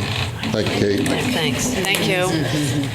So, Shanta, or I don't know who, it was Tim that proposed 15, and then Shanta proposed 15. Sure, I don't know how the $5 increase, Yeah. if that's I am fine with that. I think there should be for an increase, overnight. because I though. actually agree that We're just talking about overnight, it right? would be overnight, the Okay. fine. Can we reach a consensus on that, or do we? I think we should probably vote it. Well, we don't have to tell, it's, what they would do is it needs to be incorporated in the ordinance. And then we'd have to have 2 more hearings? No, I don't think so. This is the first I reading. know what the board wants. Amendment that you could bring it back at your second reading and then vote on it then. Yeah, but if you changed it then, we'd have to bring it back again. Yeah. So if there are enough of us and who won't change their mind to do 15. Somebody has to make a motion. Three of us We don't have to vote on it, do we, are right now? interested. But someone has to make a motion for anything to happen. Yeah, we have to prepare paperwork for But that's next week for next and the second meeting. reading, so we need a decision tonight. Right, but do we have to make a motion to say we want that? You don't have to make a No. motion, but you need to make an informed decision Decision. that if you do this tonight without a sense of certainty about it. Right, we have and to then start over. And then you decide you don't want it when we've made the changes, then you're going to have another hearing 2 weeks later after taking it back out. So you don't have to have a formal vote, but you should be sure that a majority of you feel certain about this. Yeah. I know I'm certain. down with it. I'm for 15 or 20. I'm for 15. I'm for no change. Yeah, I think that we're more likely to have people that are parking because they don't want to drive drunk than if there might be 1 or 2 repetitive parkers. I'm not willing to penalize a whole bunch of other people because of that. There might be a dozen of them, but still, it's parking violations $10. So all parking violations are created equal? In my mind right now, yes. Well, we'll take whatever direction three of you can rally Well, around. what I don't want, and I know is, and I don't want to put you guys on the spot, so I'm just saying, if we put the $15 in and the ordinance is voted against because it has this, the parking increase ordinance is defeated for any reason because we have this $15 increase or $20 increase, whatever it is, or 5 or 10 increase, then we have to start all over again with a parking rate increase ordinance. I'm confident that people who don't want to raise it to 15 would not block the entire thing because of this. I wouldn't be confident about that. So I guess maybe what we should do is... I'm in the interest of not holding up the process, though. Whatever's not going to hold up the process. Then my next question would be, when would be the next time we revisit? And I guess the next time would be 5 years from now. No, we can revisit an ordinance at any time. So what we Okay. can do now is not talk about increasing it, the overnight, and we can do the parking rate, and then we can have another conversation if we want to with a more informed decision. Correct? Yes, you can. Yeah. 5 years. Repeatedly, yeah, there's an advertising cost and a cumbersomeness to changing ordinances. So you don't want to do this just as a way to maybe address this a month or two from now. What you'd want to do is make a decision one way or the other about $15 now. Yeah. And if you decide not to do it now, then revisit it, not in the immediate foreseeable Right, but it future. doesn't have to be 5 years from now. It does not have to be This 5 could years be from now. readdressed at another time, not 2 weeks from now. Right, correct. Yep. That's true. So, I mean... I just don't quite get it. Well, right now, there's 3 people who are for increasing the rate to 15, the fine to $15. 2 people who have expressed, no, they don't want to do that. I'm confident that I'm not going to change my vote. I mean, I'm going to stick with it through the whole process, through the whole ordinance change. But if somebody shifts, we have to start the whole ordinance over again, if that makes sense. This is just for overnight. This is overnight parking. So, Kill the whole thing. And we'd have to start, if at the next meeting, if we were to incorporate an increase in the overnight parking fee tonight and incorporate it into the ordinance, it comes back to us 2 weeks from now at our next meeting. And if any of us, if there were 3 votes against the ordinance change, it means we'd have to start the parking rate ordinance process all over again. So we're at a... So meaning all 3 of us who say we're for the 15 We gotta stick have with to it. stick it. You better not change your mind. Sure. That's right. Yeah, I'm comfortable with that. I can stay to 15. Are you comfortable with that? I would just love to understand why. It's not about that. No, I cheated. Can you just articulate so that I would better understand why you're opposed to it?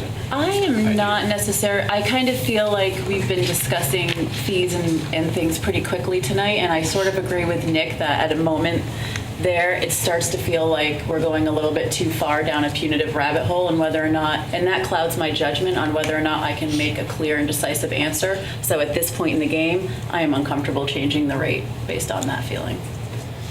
Whether or not I would change my mind, reassessing it next year, remains to be seen, but at this very moment, I'm inclined to say no.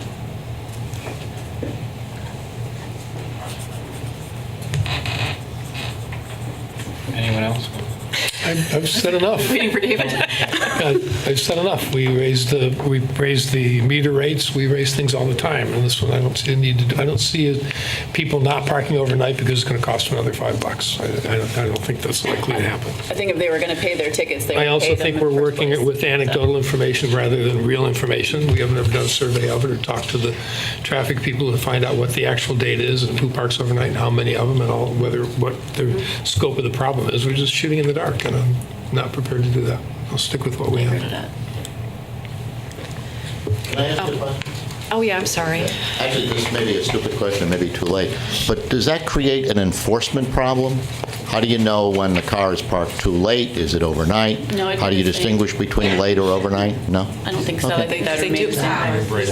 Yeah, they do. No, there's hours, but somebody has to observe those hours in case you're challenged on it. Because So- they write tickets now. They already are. And what it would be is just increasing the ticket that they get now. Would they be getting 2 tickets? One for 10 and one for 5? No. Why do you always do that? Okay, someone parks. Like after midnight, it's 15. Someone parks and doesn't pay past 4, they get a ticket at 4:15 for $10. But they may have paid for meter But till then 6. they're there the next morning. Do they get another ticket? Oh, that's an interesting question. I don't know. I don't know the answer to that, but it's entirely possible that they would. We do. Because it's a Oh, yeah. We have a citizen with some experience. I would imagine. Witnessing it on a regular basis, yes. Okay. People will get more than one, can get more than one ticket, yes. And I've been given. Okay. Town manager. Yeah, I think the point Dave made a minute ago is Valid. the bottom line for the struggle we're having here. So you're having a philosophical conversation, and you are receiving reliable but still anecdotal information. If a majority of you want this addressed, we should do some research for you and bring you some data about what goes on out in the field. And I would urge you not to do that at this stage of this ordinance, but at some not currently foreseeable future date, when you want to take this up again, because of where we are in this process, because we've been discussing parking for the entire summer, and we're on the verge of actually moving forward with some implementation, and I think it would be good to get that moving and address some other issues. And at some point in the future, when we're addressing additional parking issues, you could consider whether or not you want us to bring you some research around what overnight parking ticketing looks like in Brattleboro. I'd be open to that. Yep, that sounds like a plan. Yeah. So what we'll do is, at the next meeting, have the public hearing on amending the parking rate ordinance. Great. As Make sense? presented tonight. As presented tonight. What I want to do, and I know a lot of people are here about the repeal of the anti-panhandling ordinance. Our ASL interpreters have been interpreting for 2 hours now. So what I'd like to do is take a 10-minute break, and we'll start back up at 8:25. So everybody can stretch their legs, they can get a break, and we'll have the next discussion. Great. So we'll have a break. Thanks. All right. Next on our agenda is the repeal of the anti-panhandling ordinance. Because this is proposed repeal of an ordinance, we have to have a first reading, which we'll do tonight, and at the next meeting, we'll have a public hearing and a vote if that's where we land. Before we begin, I just want to put in context what we are doing. We're solely tonight talking about whether or not to repeal the ordinance. We've gotten here today because we received a letter from the ACLU telling us that our current ordinance is unconstitutional because it infringes on people's freedom of speech.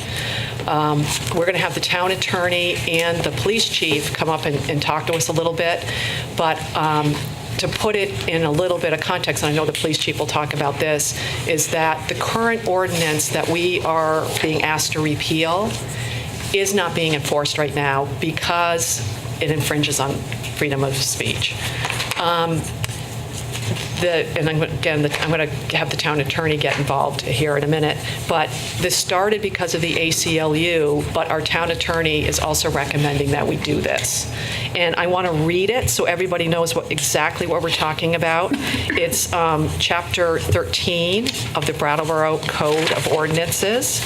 It is Article 1, Section 3-2. 13-2, and it's titled Begging Prohibited. And this is what the language is. No person shall beg in or upon a street or other public place within the town. A person who violates this section shall be removed immediately by an officer, sheriff, deputy sheriff or state police. That is the ordinance that we are talking about. And I think I'll start first with Bob Fisher, the town attorney, so he can explain to us why he's recommending us repeal this, as the ACLU is recommending that we do. Thank you. Our review of this ordinance, it is our recommendation to repeal it on the basis that it is likely unconstitutional based on several cases that have been before either the U.S. Supreme Court or circuit courts. One case that sort of, it's not necessarily a new phenomenon in the law, but there was a case involving signs out in Arizona, Reed versus Gilbert. And Reed versus Gilbert is used as now the jumping off point as to why all of these anti-begging or panhandling ordinances are unconstitutional. And what Reed versus Gilbert said is that if you have an ordinance or a regulation that is content-based, then you have to apply what's called the strict scrutiny test to whether that survives a constitutional basis. As compared to a typical ordinance, and this is where this, we're gonna get maybe a little deep into the woods here just for a minute, but a typical ordinance, you need to show a rational relationship between what you're trying to regulate and the regulation, the conduct and the regulation. When there is a constitutional or a infringement or possible infringement on constitutional rights, First Amendment free speech, and when it's content-based, what Reed versus Gilbert tells us is that you have to apply strict scrutiny, which means that there has to be a compelling, which is more than just a rational relationship, compelling state interest. So in order to survive the strict scrutiny, the regulation has to meet three prongs. The compelling government interest in enacting the regulation has to be very narrowly tailored to achieve the government's interest, and that no less restrictive means is available to satisfy the government's regulation. So that's the three-part test. Most times when strict scrutiny is applied to a regulation, the regulation fails. And there are numerous examples of that, from cases involving forced sterilization, homosexual publications, use of birth control. I'm just going down through a whole bunch of these things where strict scrutiny has been used in constitutional settings. So in terms of panhandling or begging, there was a case that came out just after the Reed versus Gilbert, just close by in Worcester, Massachusetts. And Worcester, Massachusetts had an aggressive panhandling ordinance that prohibited any person to beg, panhandle, or solicit in an aggressive manner while standing, walking on a traffic island or roadway, except for the purpose of crossing the roadway. So here, the city of Worcester was trying to say, okay, for public safety reasons, we don't want people in a median potentially getting hit while they're panhandling. So there is sort of that rational relationship of trying to protect not only drivers, but the panhandlers themselves. And the lower court actually decided that that regulation was constitutional and upheld it. And it got appealed, but during the time it was appealed, the Reed versus Gilbert was decided by the U.S. Supreme Court. And then when it came again to the circuit court, they remanded it back to the U.S. District Court in Massachusetts. And based on Reed versus Gilbert, they overturned their own decision on the basis that the panhandling was content-based. So instead of it being conduct, the act of asking for money is considered to be free speech. And based on Reed versus Gilbert, that court in the Worcester case said that the panhandling ordinance was unconstitutional because there were also other means. They really looked at that least restrictive means part of the test. and there were other laws that would protect panhandlers and the public, or what the government was trying to protect in terms of public safety, there are lots of other laws that would apply. So that's the closest case that I could find, and there have been 2 other cases since then with similar regulations, both of which have been overturned as well. So based on that, it appears that our begging ordinance is unconstitutional presently. Doesn't really matter whether we enforce it or not. It should be repealed. And what I failed to mention in the beginning is, I did mention we got the letter from the ACLU. What I didn't mention is the timing is the reason we're doing this now is because the ACLU in their letter indicated to us that they will sue the town of Brattleboro if we do not repeal this ordinance. So that's why the timing is happening, why we're talking about this right now, because I don't think any of us like to be sort of forced to do things by others, but this is why we're doing this right now. One of the things I would love that if the chief could come up, Mike Fitzgerald, and before we begin the discussion, what I'd like him to do, if he's willing, is to sort of outline for people what actions the police can take if somebody feels either harassed or aggressive behavior, whether you're a panhandler or whether you're just an average person, or I don't mean to put people in categories like that, but because I know people are concerned about what's going to happen, whether you're downtown or wherever, if this panhandling ordinance is repealed. So if you could just sort of tell us what conduct, no matter who does it, that the police can get involved in. Sure, absolutely. What we do is address behavior, and there's already laws on the books that determine what behavior is acceptable or what's not acceptable, which has nothing to do with the panhandling or the begging ordinance. It's disorderly conduct. So if in any way are you prohibited from walking on the sidewalks, they touch you, they grab you, loud, boisterous, tumultuous behavior, a lot of profanity in that screaming and hollering and things of that nature. Those things could be charged as disorderly conduct. So, of course, if that is the case, then please call the police. If there are instances where you're not quite sure that a law has been broken, however you feel uncomfortable with the situation, please call the police. Once again, we can ask anything. And what I have found is that a lot of the individuals that we come in contact with, we just go up there and tell them, look, you're making people really feel uncomfortable. Would you please just go over there?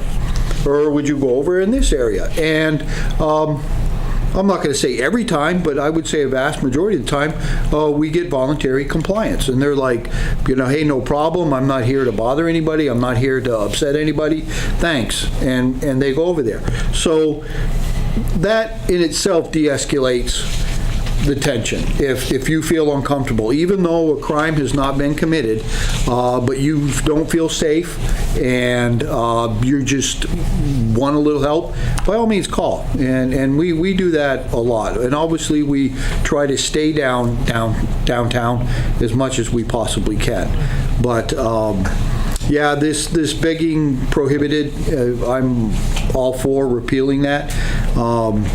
We spoke about this a couple years ago when we were talking about loitering ordinances and things of that nature. And the ACLU wrote the letter, but that was not a news flash to the Brattleboro Police Department or to this community. We all knew well in advance of that letter that this ordinance was unconstitutional. We've said it numerous times at public forums, and it was not enforced. But I also agree with Counselor that even though it's unenforced, it can't stay on the books. So we 100% support repealing this ordinance. So it's not the act of holding a sign or asking for money that you folks respond to. It's the aggressive nature of Absolutely. an ask or something. Absolutely, the behavior. Okay. Yep. And that aggressive behavior could be either from somebody who might be asking for money or towards somebody who might be asking for money. 100%. Swings both Absolutely. ways. Yes. Aggressive behavior is aggressive behavior. Does anyone on the board have any comments or questions? I know Shanta. Yeah, I have just a comment because what I did is I actually called Northampton, and because I wanted to educate myself about, like, this is the second year, I'm sure it's been going on for longer, but this is the second year in a row where I've seen like an escalation in the conversations, and so it felt a little bit circular to me that we kept coming back to the conversations, and so I wanted to try to think of it in terms of proactive rather than just reactive. I was very familiar with the Worcester. In the case of Worcester, they're actually now paying. The town now has to pay out a six-figure because of the aggressive panhandling. But what I did was I was trying to just get a sense of if other small towns or cities gained any wisdom from what they were trying to understand with the panhandling. Northampton was very interesting because they put together a task force of different stakeholders, and there is a report coming out, and I asked for a copy that I could share with everybody once it is available. But I went downtown and I talked to, I actually encountered someone who was new to the area. I would have easily talked to panhandlers as well, or people asking for money. If I, seen them, I would have easily talked to them as well, just because I wanted to get a sense of things and sense of concerns. I asked people who were business owners and people who were, who just worked in the area, and just about what their concerns downtown were. So I don't know if people got a copy. It's a double-sided memo, and I just kind of compiled some of their concerns, things like losing customers or things that seemed very valid. One line that came across, and these were all people, a lot of them weren't originally from here. They grew up in towns and cities, and it wasn't about a fear of another. I'm not necessarily taking any sides. It definitely helped me to kind of frame and think about what are some of the challenges we have to face and how we can be more proactive and how we address it, because it's about to be cold again, and the issue may go away for a little bit and then come back up when it's warm. And I want to give us some ways to think about it. These are all, most of them very, well, if not everybody was compassionate. I remember one line, being compassionate does not mean being a doormat. The common theme was, what can I do? What can I do? So people feeling a bit disempowered in a way as they're trying to earn their bread and butter. People also very clearly said, this is not necessarily affixing a label and saying all these people have no place to go, or all the homeless people are also panhandling. There was very clear wanting to pull those things apart and specifically look at behavior rather than just the idea that someone was asking for money. And so some of the main questions I'd like to think about, or have us think about, is just what decisions or what policies can we make that contribute to the people, places, and things that help us create a healthier town. This includes making us economically healthy and helping to build a foundation for sustainability. How do we ensure that we treat everyone with dignity and respect as we're addressing these real challenges? So taking the information from the people on the ground is real, as well as what the feedback other people have to offer about this. How do we address the behaviors or practices or policies that detract from having a healthier, more vibrant town? How do we empower everybody who's interested in contributing to a healthy, vibrant town? I will say one of the pieces of information that did come out is someone mentioning something that did go unreported. There was one comment someone made where they said they were very concerned about the tensions and how it would lead to safety issues or violence on both ends, not just from panhandler against person, but also person against panhandler. And so there was one piece of snippet information shared about a physical engagement that went unreported. Now, again, I'm just the person that went around, and all I wanted to do was just go talk to people, and I talked to about a dozen people, just so that I could just say, well, how do we really think about this in a way that's, I don't know, so that we can be rational, so that we can be humane, but also so that we can be progressive. And I do understand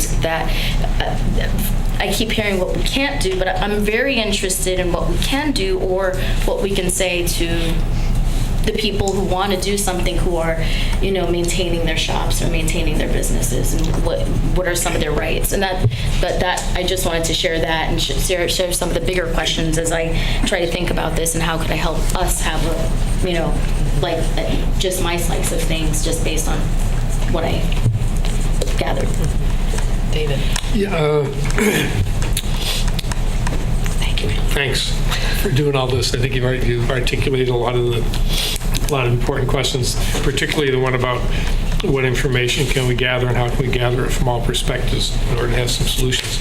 But at the same time, there are some solutions and some things that we've done. And I wondered if Peter and maybe Josh, I think we're going to get a report maybe at the next meeting about the progress on the day jobs program. But I don't know if you might update us on that, and if the chief could talk again about the CARE project, the things you're doing, and for people that may not know about it. And then the other thing, Brandy, if you could talk about, if you feel prepared, to talk about the concentric circles process that you and Emily and others have done. I think that would give us a sense of the kind of response that we're getting from the town and from the community as well. Not just the nuts and bolts of it, but some of the idea behind the effectiveness. Yeah, and before we do that, I just want to remind people the conversation is about whether we're repealing this ordinance or not. So within that, we're not solving the panhandling issue tonight. It's really the first reading on whether we are repealing this ordinance. So I would like to keep that in mind when people are having I this definitely have that in mind, but I know it's not going to be all we talk about. So I wanted to get the actual, some facts out and some actions that we've already been doing. Thanks. Yeah. So regarding the potential of a day work jobs program, that idea is still being developed. We had discussed the possibility that there might be an update tonight, and it's not ready for that. And so I talked with representatives of Youth Services and Groundworks and asked for basically what could I represent on their behalf in terms of the status of that, and I this. While they still hope to create a day work jobs program, they have not yet been able to clear all the legal and logistical hurdles necessary to make that happen. They also have asked me to remind everyone that the day work jobs program is one possible avenue to remediate the challenge of extreme income disparity in our community, and is not a one-to-one solution with the deep systemic challenges that might lead someone to need to ask for money on the street. Yep. So as for timing, I don't want to make an assurance that it would be on the very next agenda. I knew it's going to take some more time to work coming in October, on so this. I thought there might be some information. That's right, and that's why we had sort of geared ourselves towards maybe coming back with something tonight. It's going to take some additional time, but but these are obstacles. They're not blocks. That's correct, and Youth Services is now the lead agency, with Groundworks still a partner in this, and that handoff has also led to Youth Services needing to explore certain aspects of this in terms of what their capacity is and what their exposures are. And so we'll be continuing to work together on this between Josh and his team and the Youth Services team and myself on behalf of the town. We would certainly hope to be back with something during the colder weather months and be ready to hopefully roll something out by the warmer weather months. Great. So, well, just one more question, just a little bit off the topic, but I think we've talked in the past about being willing to commit resources to that process. So I just want to make sure that was still. We won't have something specific to put in the budget, but we're going to need to. Right. So there'll be two different ways in which we intend to support this as the town. If the details of it come together, one would be a funding decision that would be subject to action by the select board and ultimately by town meeting.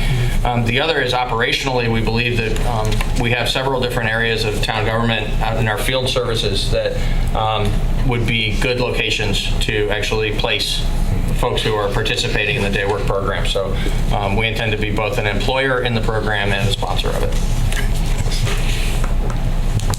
Chief, would you outline the work you've been doing in the meantime? For Project CARE? Yeah. Sure. We've got a couple referrals, which has been great. Basically, what they do is they go out. We got we're concentrating more on the opiate side of this than the social, side of housing and mental health and things of that nature. So basically, our area where we got the subject matter experts have been in the opioid field and addiction. So our representatives are from the hospital. We have Turning Point, Habit Opco, The Retreat, the high school counselor is on it because we wanted to address the younger population while we still had the opportunity. So they meet monthly and have a general meeting, and they've pretty much outlined the whole in-processing intake procedures to where if an individual can come to the police department without fear of arrest and just basically say, here's my paraphernalia, here's my drugs, I want some help. And we obviously do an intake on them and get them into some type of rehab. And we've had a couple that were successful. We've made liaison with various centers around Vermont and Massachusetts, and actually went down there and did face-to-face with them, because nothing's better than face-to-face than emails or phone calls. So, the reception has been absolutely fantastic. It's rolled out now for, I want to say July they rolled it out, full bore. Took them like 10 months to get to all the checks in the boxes and the liaisons and the MOUs and things of that nature in place. So it took them a while, but they did it thorough. And the reason I asked them to be so thorough is the worst thing you could happen is have someone come in and request our services and it fall through. And all of a sudden now they go back out there and it's all hot air, don't even bother. I went there, it was a 5-day wait, whatever the issue was. So they really did their due diligence and homework and lined everything up, and it took them a little bit longer than I originally thought, but that's okay, because the final product was much better than I imagined in its infancy stage, and it's only getting better. So very, very proud of it. Right now, what we are doing is we're in the process of going to PARI, which was the national model for our program. We just tailored it to our community. And getting with them to find out how are we going to collect data? How are we going to examine our program and say, okay, this was a success. This is where we can improve this. And the timing is really good because PARI's second annual conference is next month. And we're absolutely sending representatives from our team. They went to the original one, to the very first one. So we're going to continue that tradition and send them to the conference next month. But intake, things of that nature, we got a good handle on, but now I want to use my measurement. How can I measure the successes and failures, and where can we improve? So that was, I apologize, I rambled a lot, but that was an unprepared, off-the-cuff summary of where we're at with Project CARE. Thank you. Discuss concentric circles. There is also the concentric circles program. I'm not sure if you feel more equipped, or do you want me to just swing it? Sure. Yeah. I'm already in the hot seat, so I might as well stay warm. So there is a townwide initiative called the Concentric Circles Program, which is best laid out in 3 circles: a small circle, a larger circle, a larger circle. Within the smaller circle would be the core experts. And the core experts in this case are actually people who live in and deal with issues regarding homelessness, addiction, poverty, generational poverty, housing shortages every day. They're the actual people who live in it. The outer circle after that are the facilitators. That's people who have good information about resources, people from Turning Point, Habit Opco, Groundworks, the hospital has people, the retreat, other local kind of experts in those fields. And then the outer circle being ambulance, fire, police, and other interested community members, downtown business owners. So that's the basis of the model. And the way that the model would work would be the people in the middle who have direct experience would be the leaders of conversations. The people, the facilitators, would not only offer information and flow information out and back in, but could potentially facilitate conversations between people in the outer circle and people in the core experts, healthy conversations where everybody is feeling respected and we can look towards solutions that involve ways to be inclusive in the community.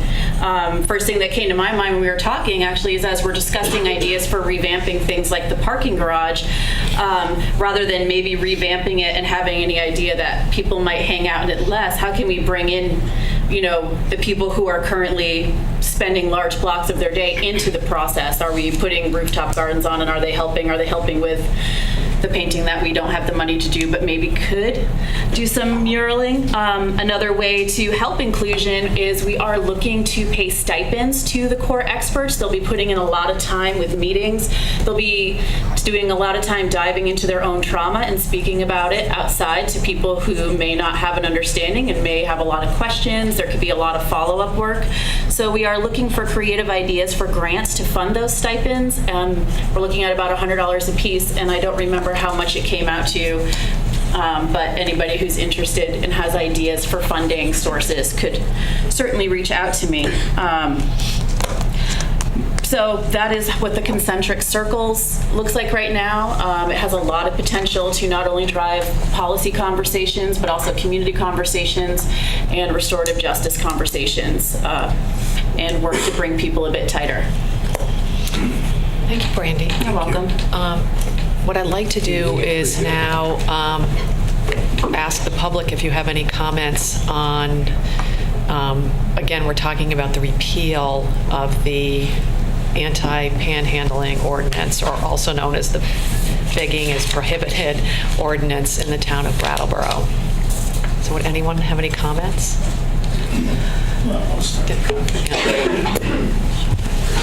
And remind people who you are. I don't think anybody behind me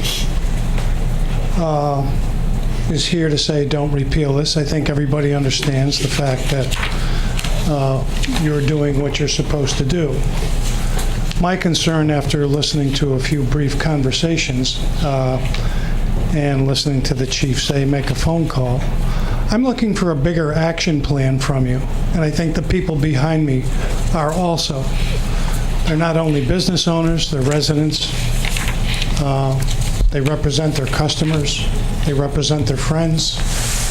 And these are great and wonderful things that you're talking about, but it doesn't address the day-to-day behavior that these people, and I include myself, that we see on the street. And I wish I had the answer to give you to say, if you do this, that's going away. But I haven't heard you say anything concrete where I can say, okay, the town is really making an effort, and if that is having more officers on the street. And I'm not going, okay, from 1 to 4, we know that there's going to be an officer walking on the street. Because I don't think that's a good plan. But I would like to see more officers on the street at different times whenever you can be there. And if you're not on a call, then I want you downtown. And if you're sitting in your car doing paperwork, whether it's in the Harmony lot or whether it's on Flat Street, Elliott Street, wherever, as long as somebody sees at least a vehicle and or an officer, I believe that that helps. I truly do believe that that helps. And when you see an officer walk around, the whole attitude gets somewhat calmed down there. And there are people behind me with horrific stories that they see every day. They may not get up and speak, and I understand that. There's a fear of retribution of people downstairs that are downtown, whether they're residents, to to come up into a public forum and speak. As I've said before, they say, here, give it to Dick. He's not afraid to get up there and speak. And I'm not here representing them, but I am part of them. And I'm part of a community that says we can do better. And it seems like all the conversation that I've listened to is about homelessness, about drug addiction, and I feel bad. I know quite a these people. You have no idea how many people I bump into on a nightly basis. There are nights when you need to do early check-in at Plenty Park, or you're not going to get a bench. I feel sorry for those people. I am sympathetic to those people. And I'm not saying that homeless people are bad people.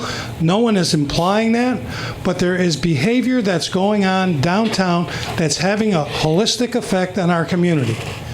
And we have come here through the whole summer and asked for you to do something, and you have almost said, no, we're not going to help you.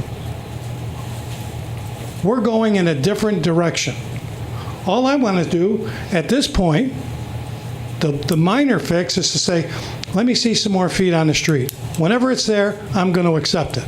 I know that the policy's in place, it's been there for quite a few years, from when I was a former board member, that an hour of your shift, we'd like you to be walking around downtown. That has an impact. When I talk to people, they say, oh, I like it when the officer's walking around.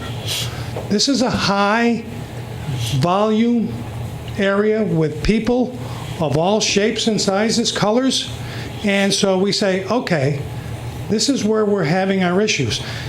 Having the police sitting on Maple Street waiting for somebody to go 35 and a 25 mile an hour, to me, when we have issues downtown, I'd rather see you down there at this point till we get it calmed down.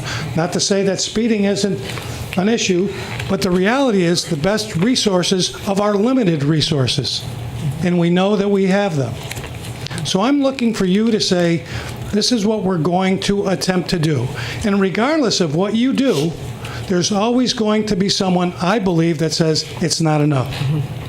But the goal is to always continue to try to make it as safe as we possibly can, knowing that you probably won't reach 100%. Because you could have an officer standing there and someone goes, I don't feel safe. And we can't do anything about that. But the goal is always try to attain it and constantly review what we're doing and what we can do better. So my brief spiel, I hope that there's a way that you can find a way to get more people on the street at any different time. I don't want, like I said before, I don't believe it should be a set schedule. I think, Peter, you've said that too before, in a public meeting and in a private meeting, and I'm all for that. I can't believe that when they do a sobriety checkpoint, they put it in the paper and they go from 4 to 6. We're going to be on, we're going to be on Black Mountain Road. So if you want to drink and drive, go up there between 4 and 6. So the element of surprise, I think, of having more officers on the street. And I don't know what your staffing levels are at this point, but I still believe when we have officers on shift, if they're doing paperwork, they can sit in their cruisers, their mobile, whatever, but being visible downtown certainly helps the downtown atmosphere as a whole. And again, not everybody makes calls. We have to accept that as a fact, that just because someone doesn't call doesn't mean that there isn't behavior going on that warrants a phone call. That's a tough thing to do, make a phone call. So we need to accept that also. And so I don't know, I'm sure somebody else is going to speak behind me, but I think that's a small thing that we can start to do to see if there is some sort of change downtown. Thank you for your time. I just want to comment on one thing you said, Dick, and it just sort of raised my ears here. When you said that the police sit on Maple Street waiting for people to get speeding tickets. There's more crime going on, and this is unfortunate. There's more things going on in this town than just what's happening in downtown. I speak for my 80-year-old mother who was a victim of a crime that happened to her at her home in July. So I think I have sympathy. I work downtown. I live pretty much downtown, so I understand what's happening downtown. But I also want to just say that the police are having issues in other parts of town, and there is, we want more police officers. I just want to keep that in mind, that, you might see a police car and think it's just there for a speeding ticket, but there is a lot of complicated things going on, and just that little thing you said, I just had to say that. I do understand it, and I think what I said, what I was trying to imply, and obviously I didn't, is that I know crime is happening in our community as a whole. And if an officer's got to go on a call, that's one of the reasons why when we had this big push to put the police station up on Black Mountain Road, everybody said, we're mobile, we're mobile, we're mobile. Yeah. And even though when the police station is here, people had this sense of comfort because the police station was here. The reality is it's no different with them here than up there. You're mobile, you're mobile, you're mobile.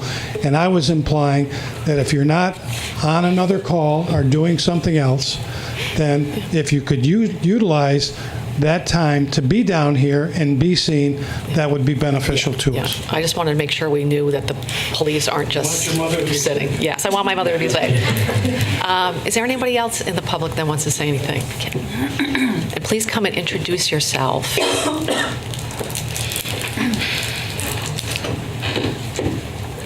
Kit Berry, and yes, in Brattleboro.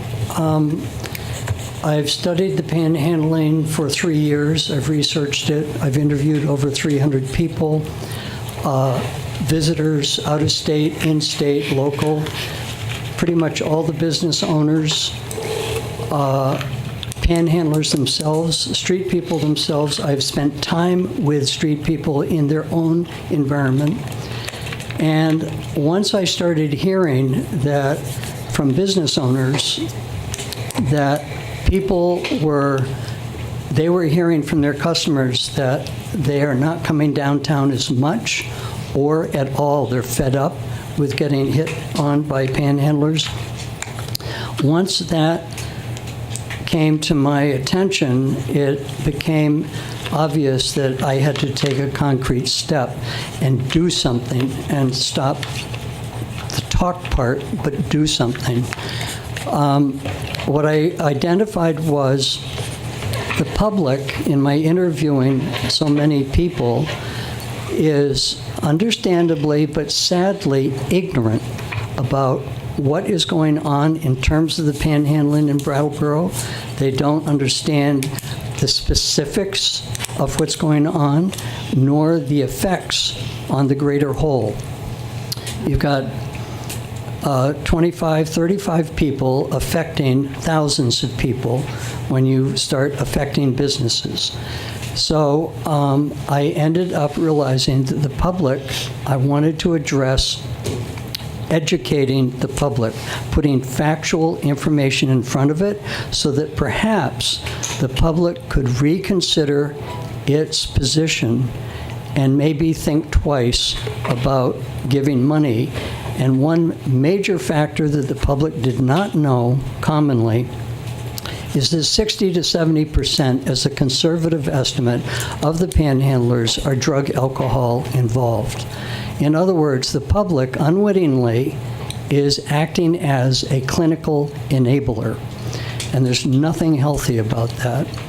So I am stressing education. I wrote an 18-page booklet to instruct the public about this, and all I'm just going with the education part and trying to help people understand what's going on. Thank you. Thank you. Yes, come on up. Again, Gershom from Brattleboro. I'm sure everyone in this room has seen me around town, riding my bike, interacting with everyone. One thing I've noticed, well, first of all, I do think it's a good idea if the officers can get downtown a little more often. I do understand that there's things that they're dealing with. However, one of the things that I have noticed largely, and is really disgusting, is when I see the homeless people in town, people just kind of look at them like literally they're a piece of trash, and they're human beings that we don't know how they got to where they got to. Like, any one of us, if we didn't have a certain wherewithal to get to where we are now, would probably be there. And if that's the only thing that they know of at the moment on how to get by is to ask someone for help. Now, not to say that there isn't a component of addiction or alcoholism or whatever, but there's genuinely a lot of homeless people out there that are asking me for a couple bucks, and I'm like, well, hey, let's go get a bite. And they are thankful for that food because I know that I don't have a lot of money to hand out. However, I'm gonna be there to be an ear, so that people can hear that somebody's actually listening and kind of concerned, Just like it takes a village to raise children, it takes a village to take care of where we live. So sometimes we may not be able to just give of ourselves, but at least be an ear. That might give a little something to everyone, a little bit of hope, That's my piece. Thanks. Thank you. Yeah, yes.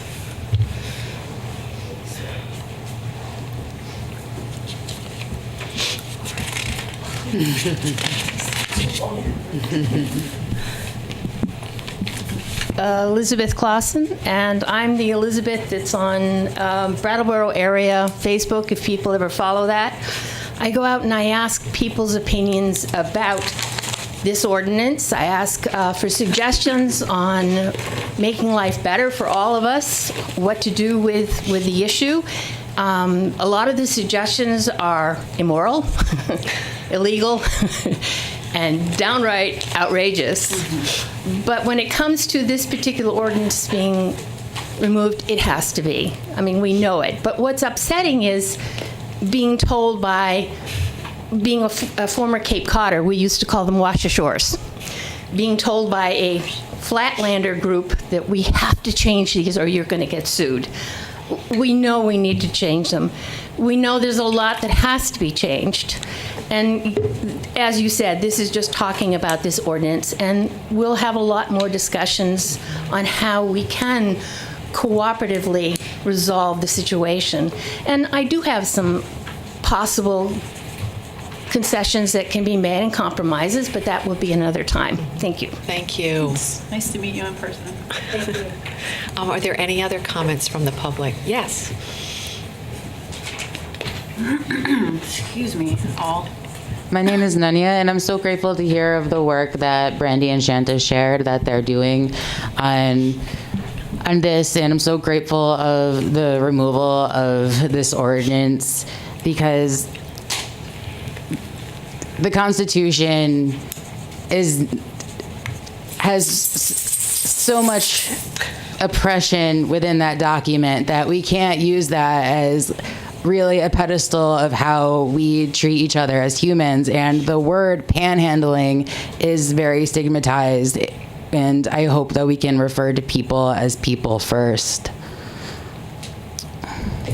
I have a lot of feelings about this. Like, I'm very bored hearing about the parking and the cars, but I'm here and I'm listening, and I hope that the town will invest twice as much into people as they will parking and cars. And I hope by people, I mean not cops, but directly to the communities at the center of the oppression, because Vermont is not a diverse place. It's 99% white, it's 99% patriarchal, and white supremacy needs to change in order for real democracy, for real liberal progress.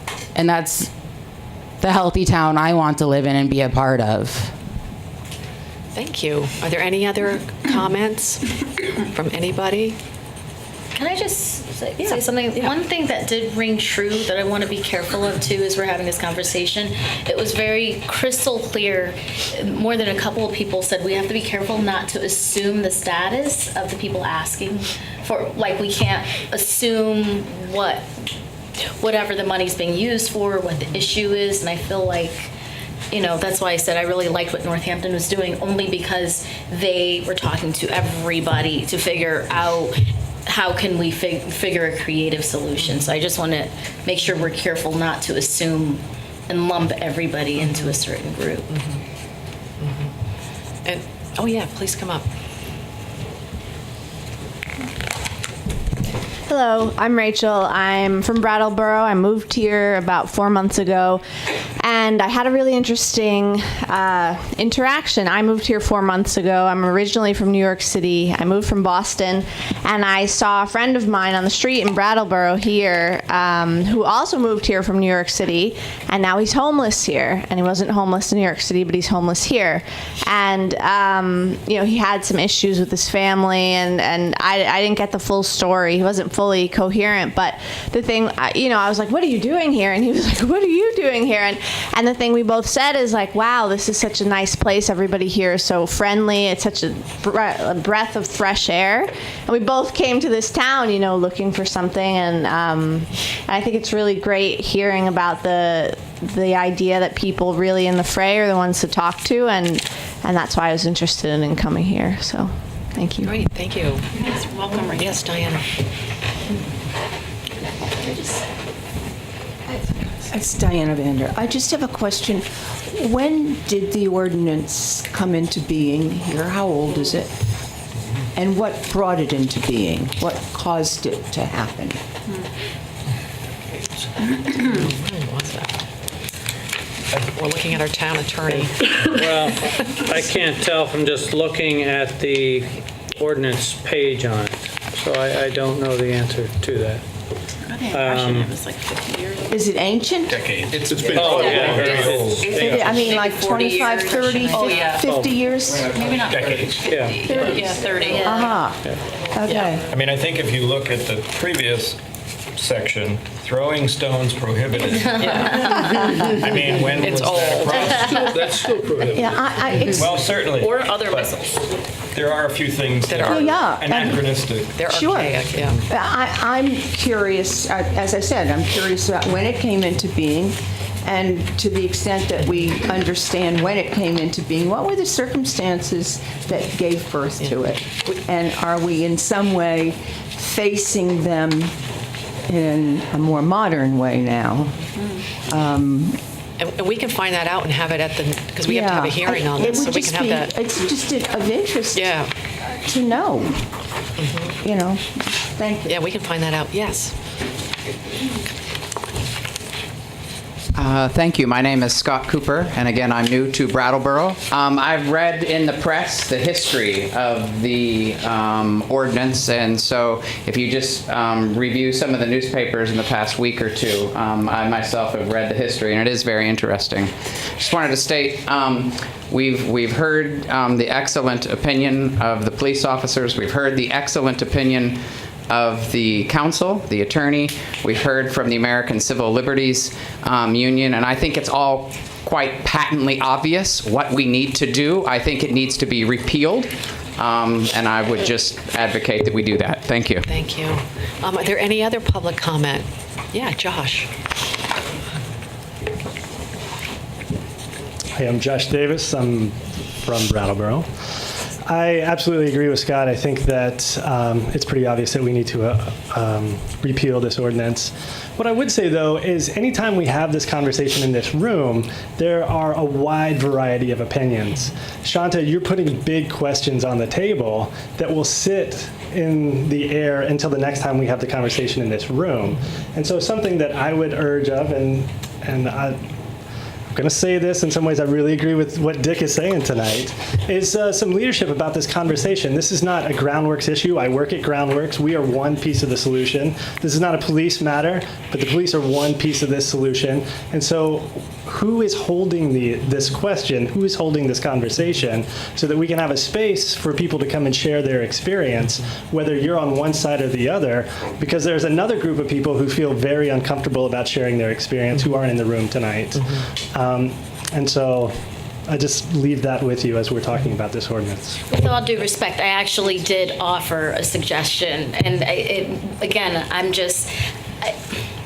I guess my suggestion was along the lines of involving everybody to proactively be involved to come to some solution, even if it took 6 months to a year, similar to what Northampton did, because I talked to the mayor of Northampton. So I didn't just land the question. I mean, there's a whole memo that I do apologize wasn't ready till today because I was giving careful thought of just thinking, well, what might we be able to do that wouldn't be rushing, that would still help us maintain our integrity, but also wouldn't be saying it's the town, it's the this, it's the that, but something that would bring all of us together from all the sectors to figure out. So I laid out something that might be a suggestion and something to think about. So, because personally, I'm interested in something that is proactive, not reactive. I personally don't want to see us fighting over this issue again when the summer months come up. I want to see us actually do something to address it.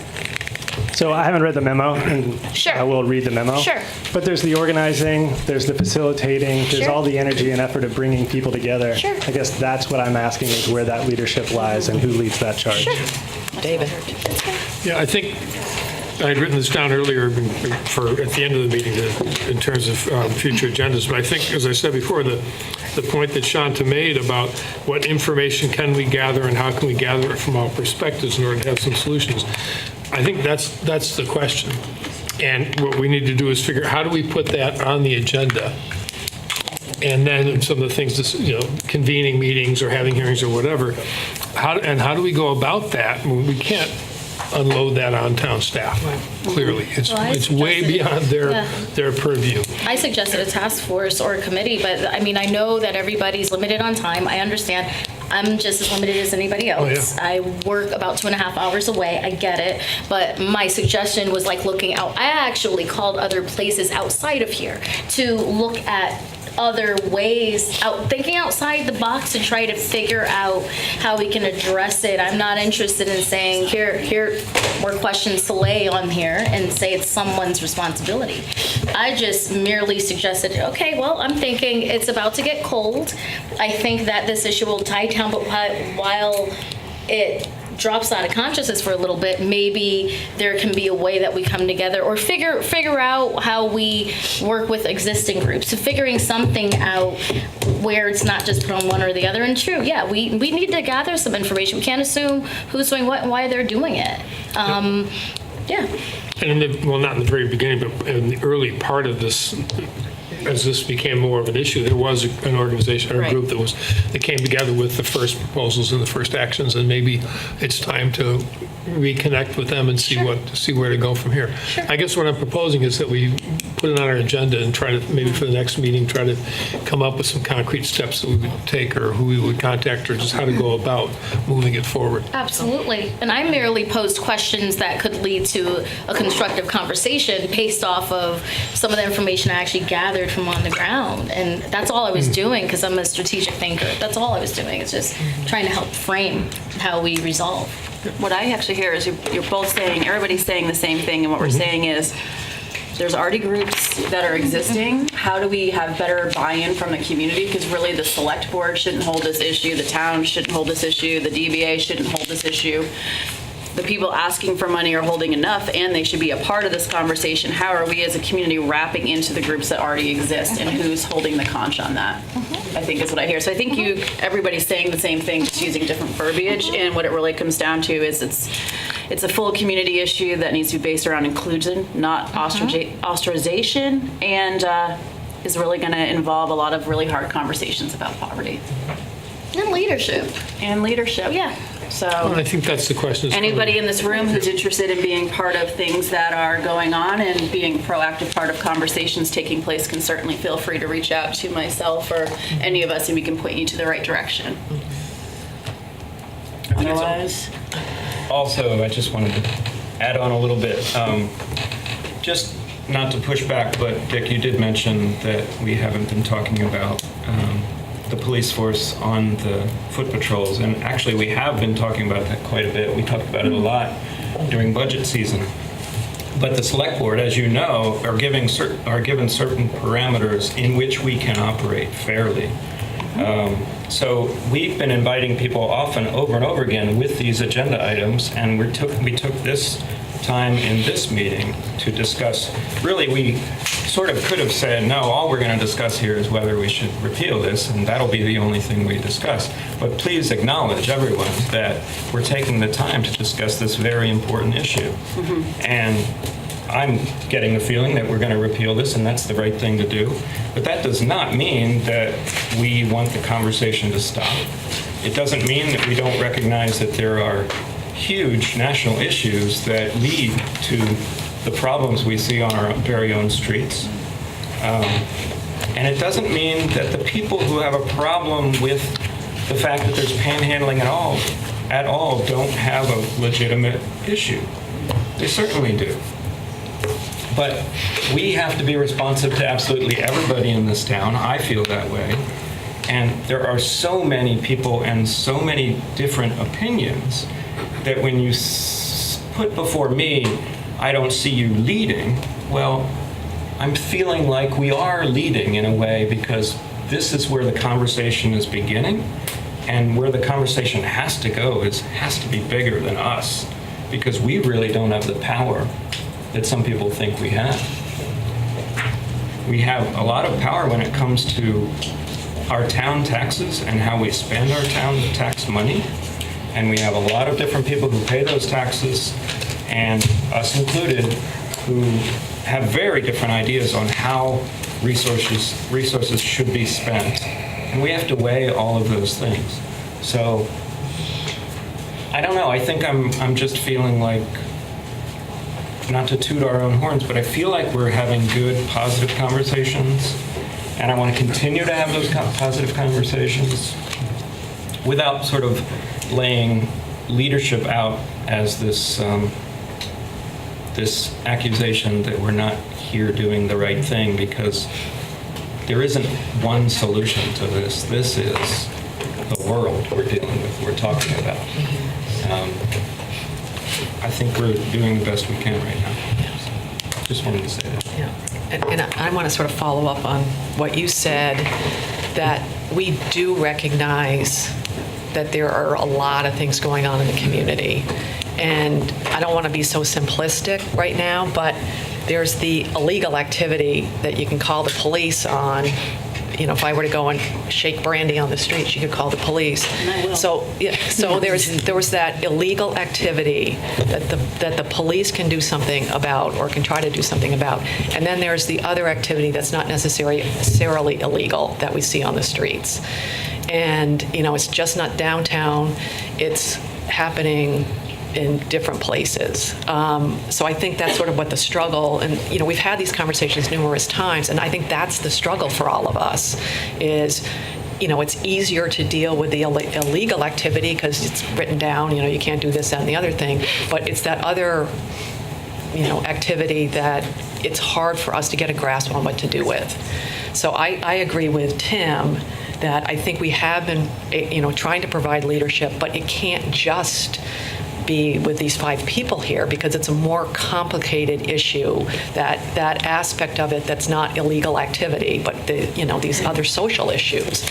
And you know, none of us want to see people injured or hurt or harassed, and I think that's what, you know, as the chief just said, if that activity is going on, you can call the police. So, but I know that there's this other issue, you know, that we've been talking about that's harder, and it's harder to get your hands around it, and it's harder, and I don't think it's, you know, it's not just one group that can fix it. I think that's what Josh was saying, but it's like, who's going to be the head of that group that tries to fix it? And I don't know the answer to that, and I wish we did know the answer to that. You know, and because we hope we could be the community that solves this issue for the entire country. It'd be really great, because, you know, that's the kind of, we like to be first on things and first on good things. So, you know, I don't know where we go from here. And again, I think this is just another, and I know it's frustrating because it's like, oh, you're just talking about this again and again and again. You're not doing anything. But it's really a more complicated, it's not a black or white issue, or, you know, it's harder than that. So, I don't know where we go from here at this particular moment. We are, again, going to have another hearing next meeting on the panhandling ordinance, which is not obviously solving the social issues that are sort of at the heart of some of this. So I know that's frustrating for people. It's frustrating for us. But I think that's kind of where we are. Does anyone have any last-minute comments? I think that's a pretty good summary. Okay. And what we're going to do is, at the next meeting, we have to have a hearing, a formal hearing, to talk about repealing the panhandling ordinance. And if we come to consensus that that's what we want to do, we'll have that vote at that time. So, thank you. And thanks, everybody. Thanks. Oh, you want to say one more thing? Say that again, so there's no vote tonight, this is the first hearing. Yeah, this is the first reading, and then you have to have a public hearing, and that will be at the next October 16th. October 16th. Yeah. If Yeah. you folks all leave, you're going to miss the disc golf Yeah. conversation. October 16th. Yes. Really? And then we'll do the hearing, and if we're vote. Yes. Sit up there, right?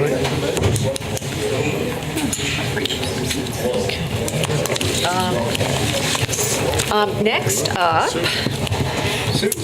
is our new planning director, Sue Fillion, and she's going to talk to us about the Tri-Park Master Plan.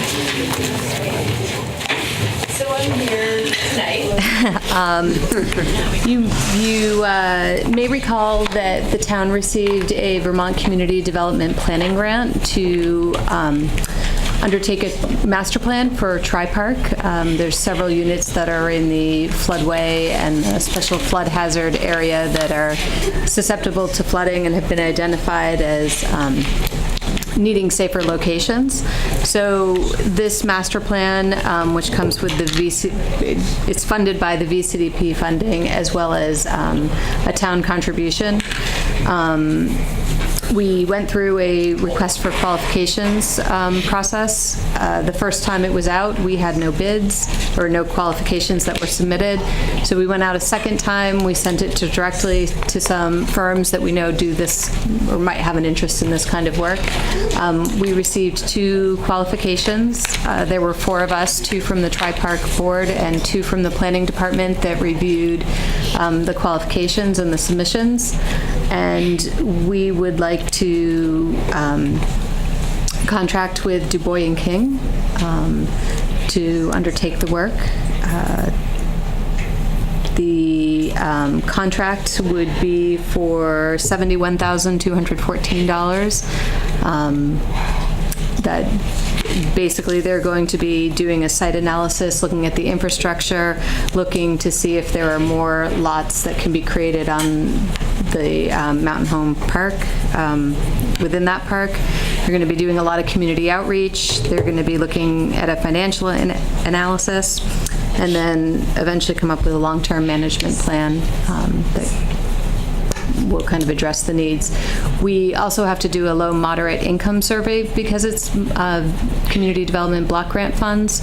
So that was an additional cost that we had to negotiate with them. All right. Does anybody have any questions for Sue? What kind of timeline does this have? So it needs to be completed by June 30th. So we're looking at about a 9-month timeline. It'll be pretty intense. Yeah. Fully completed? The master plan. Yeah. Yeah. Okay. Yeah. Wow. All right. Any other questions? Anyone in the public have any questions? Would you like, somebody want to make a motion? I'll make a motion. Oh, did you want to do that? To award bid for consultant services to prepare a Tri-Park Housing Cooperative Master Plan to Du Bois & King for a cost not to exceed $71,214,000, I apologize, and to authorize the town manager to execute the contract. We have a motion to award the bid for consultant services to prepare a Tri-Park Housing Cooperative Master Plan to Du Bois & King. All those in favor, please say aye. Aye. Anyone opposed? Motion carries 5-0.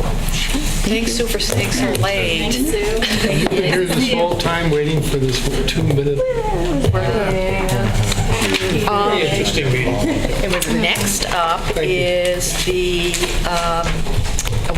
accepting and appropriating a grant for David's favorite thing, the disc golf, what is it, course or whatever it's called at Memorial Park.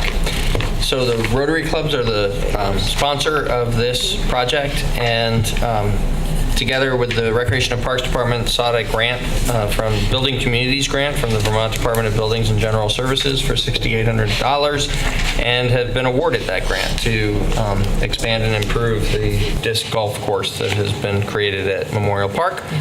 We recommend your approval to accept and appropriate the grant. Does anyone on the board have any questions about accepting and appropriating this grant? David, do you think it's enough? No, I just think I had no idea what it was, and then I saw somebody doing it out in down below the Kiwanis shelter. Fabulous. It's a lot of fun. Really kind of cool. That's good So I'm exercise. really glad we're doing it.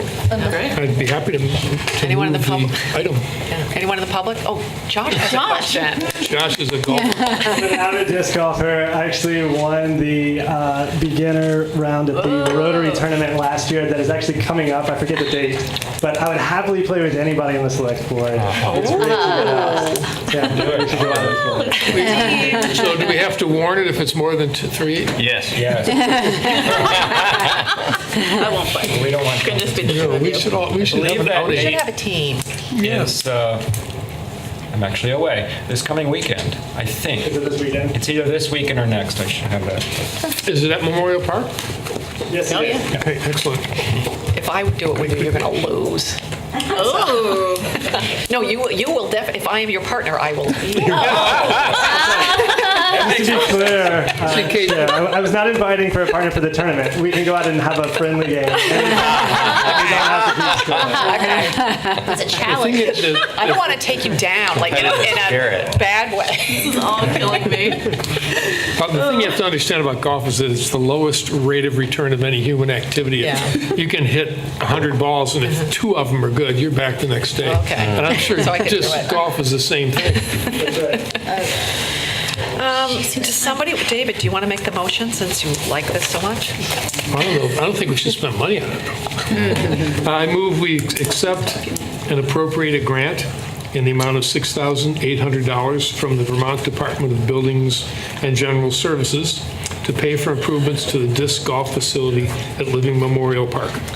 We have a motion to accept and appropriate a grant to make improvements for the disc golf facility at Living Memorial Park. All those in favor, please say aye. Aye. Anyone opposed? Motion carries 5-0.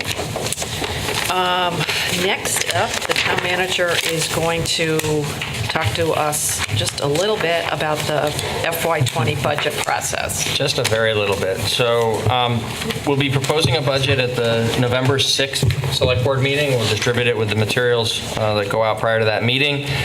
And I'm proposing to you that we follow the practice that we have followed for the last 3 budget cycles, with the exception of last year when we ran into a scheduling crunch. So I'll explain that very quickly. What we've done, made a habit of, and I think it's a good habit, and so I'm recommending it to you again, is that we meet on the Tuesday evenings during November, December, and January, meaning that we'll do a limited amount of budget work on a night when we have a regular meeting and we're doing all the rest of the business like tonight, and then devote the off Tuesdays, the second and fourth Tuesdays of the month, to just budget work, where we can deal with more volume of budget issues on those evenings and cover more ground. And the reason why I think that that's a really helpful way to do this is for the public, for the engagement with the public in the budget process, whether they're actually coming out to participate in the deliberations or whether they're just keeping an eye on us on BCTV, Tuesday night at 6:15 is when people know to be looking for select board meetings. And so it has been the case sometimes in the past that boards have met either early in the morning on a weekday or on a Saturday for several hours. Sunday once. And we can do that if we have to. Last year we did resort to doing about a half a day on a Saturday because we had some schedule conflicts on some of those Tuesday evenings. But my proposal for tonight is please reserve as many of those Tuesdays as you can between now and the end of January. And when we bring a proposed budget for your consideration and introduction of the conversation on November 6th, I'll have a much more specific schedule to propose that'll actually have topics attached to each of the different Tuesday evenings.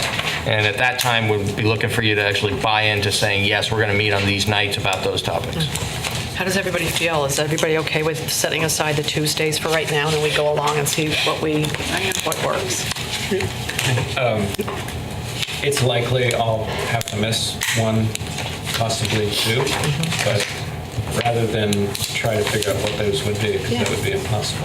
Okay. We'll just figure it out as we go, and when you know. Right. Maybe. They're on TV. You can always catch up. Well, okay, I thought maybe if suddenly there's two people that are going to miss, we should consider. Oh, yeah, moving. definitely. Absolutely. Definitely. And one other thing I should have said and didn't is we don't need every one of these. If past experience indicates, how much time we're going to need, we've typically done like 8 or 9 substantive meetings around the budget, and there's, I think, 12 or 11 or 12 nights here. So, but it's a really good. I mean, it's worth. I can't believe I'm saying this, but it's worth taking all that time to articulate all the things, particularly is for newer people, to get a sense of all the things that go on in the town. And it's really great for people watching TV too, because you really get the detailed, here's what we're spending it on, here's the changes.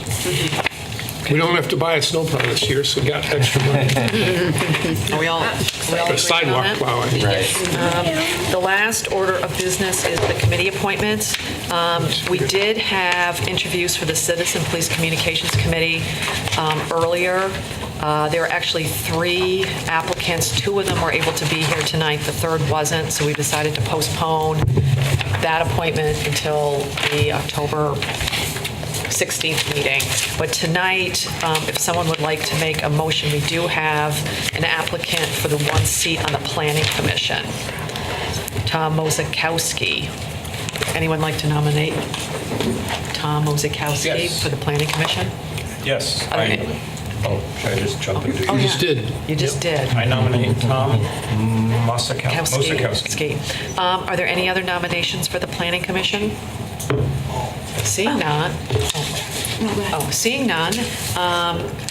All those in favor of appointing Tom Mozakowski, if I'm pronouncing his name right, I apologize if I'm not, to the Planning Commission. All those in favor, please say aye. Aye. Anyone opposed? Motion carries 5-0. It's okay. Would somebody like to make a motion to adjourn? No, we're announcing vacancies too. Oh, I'm sorry. Oh, right. I will go ahead and read the vacancies.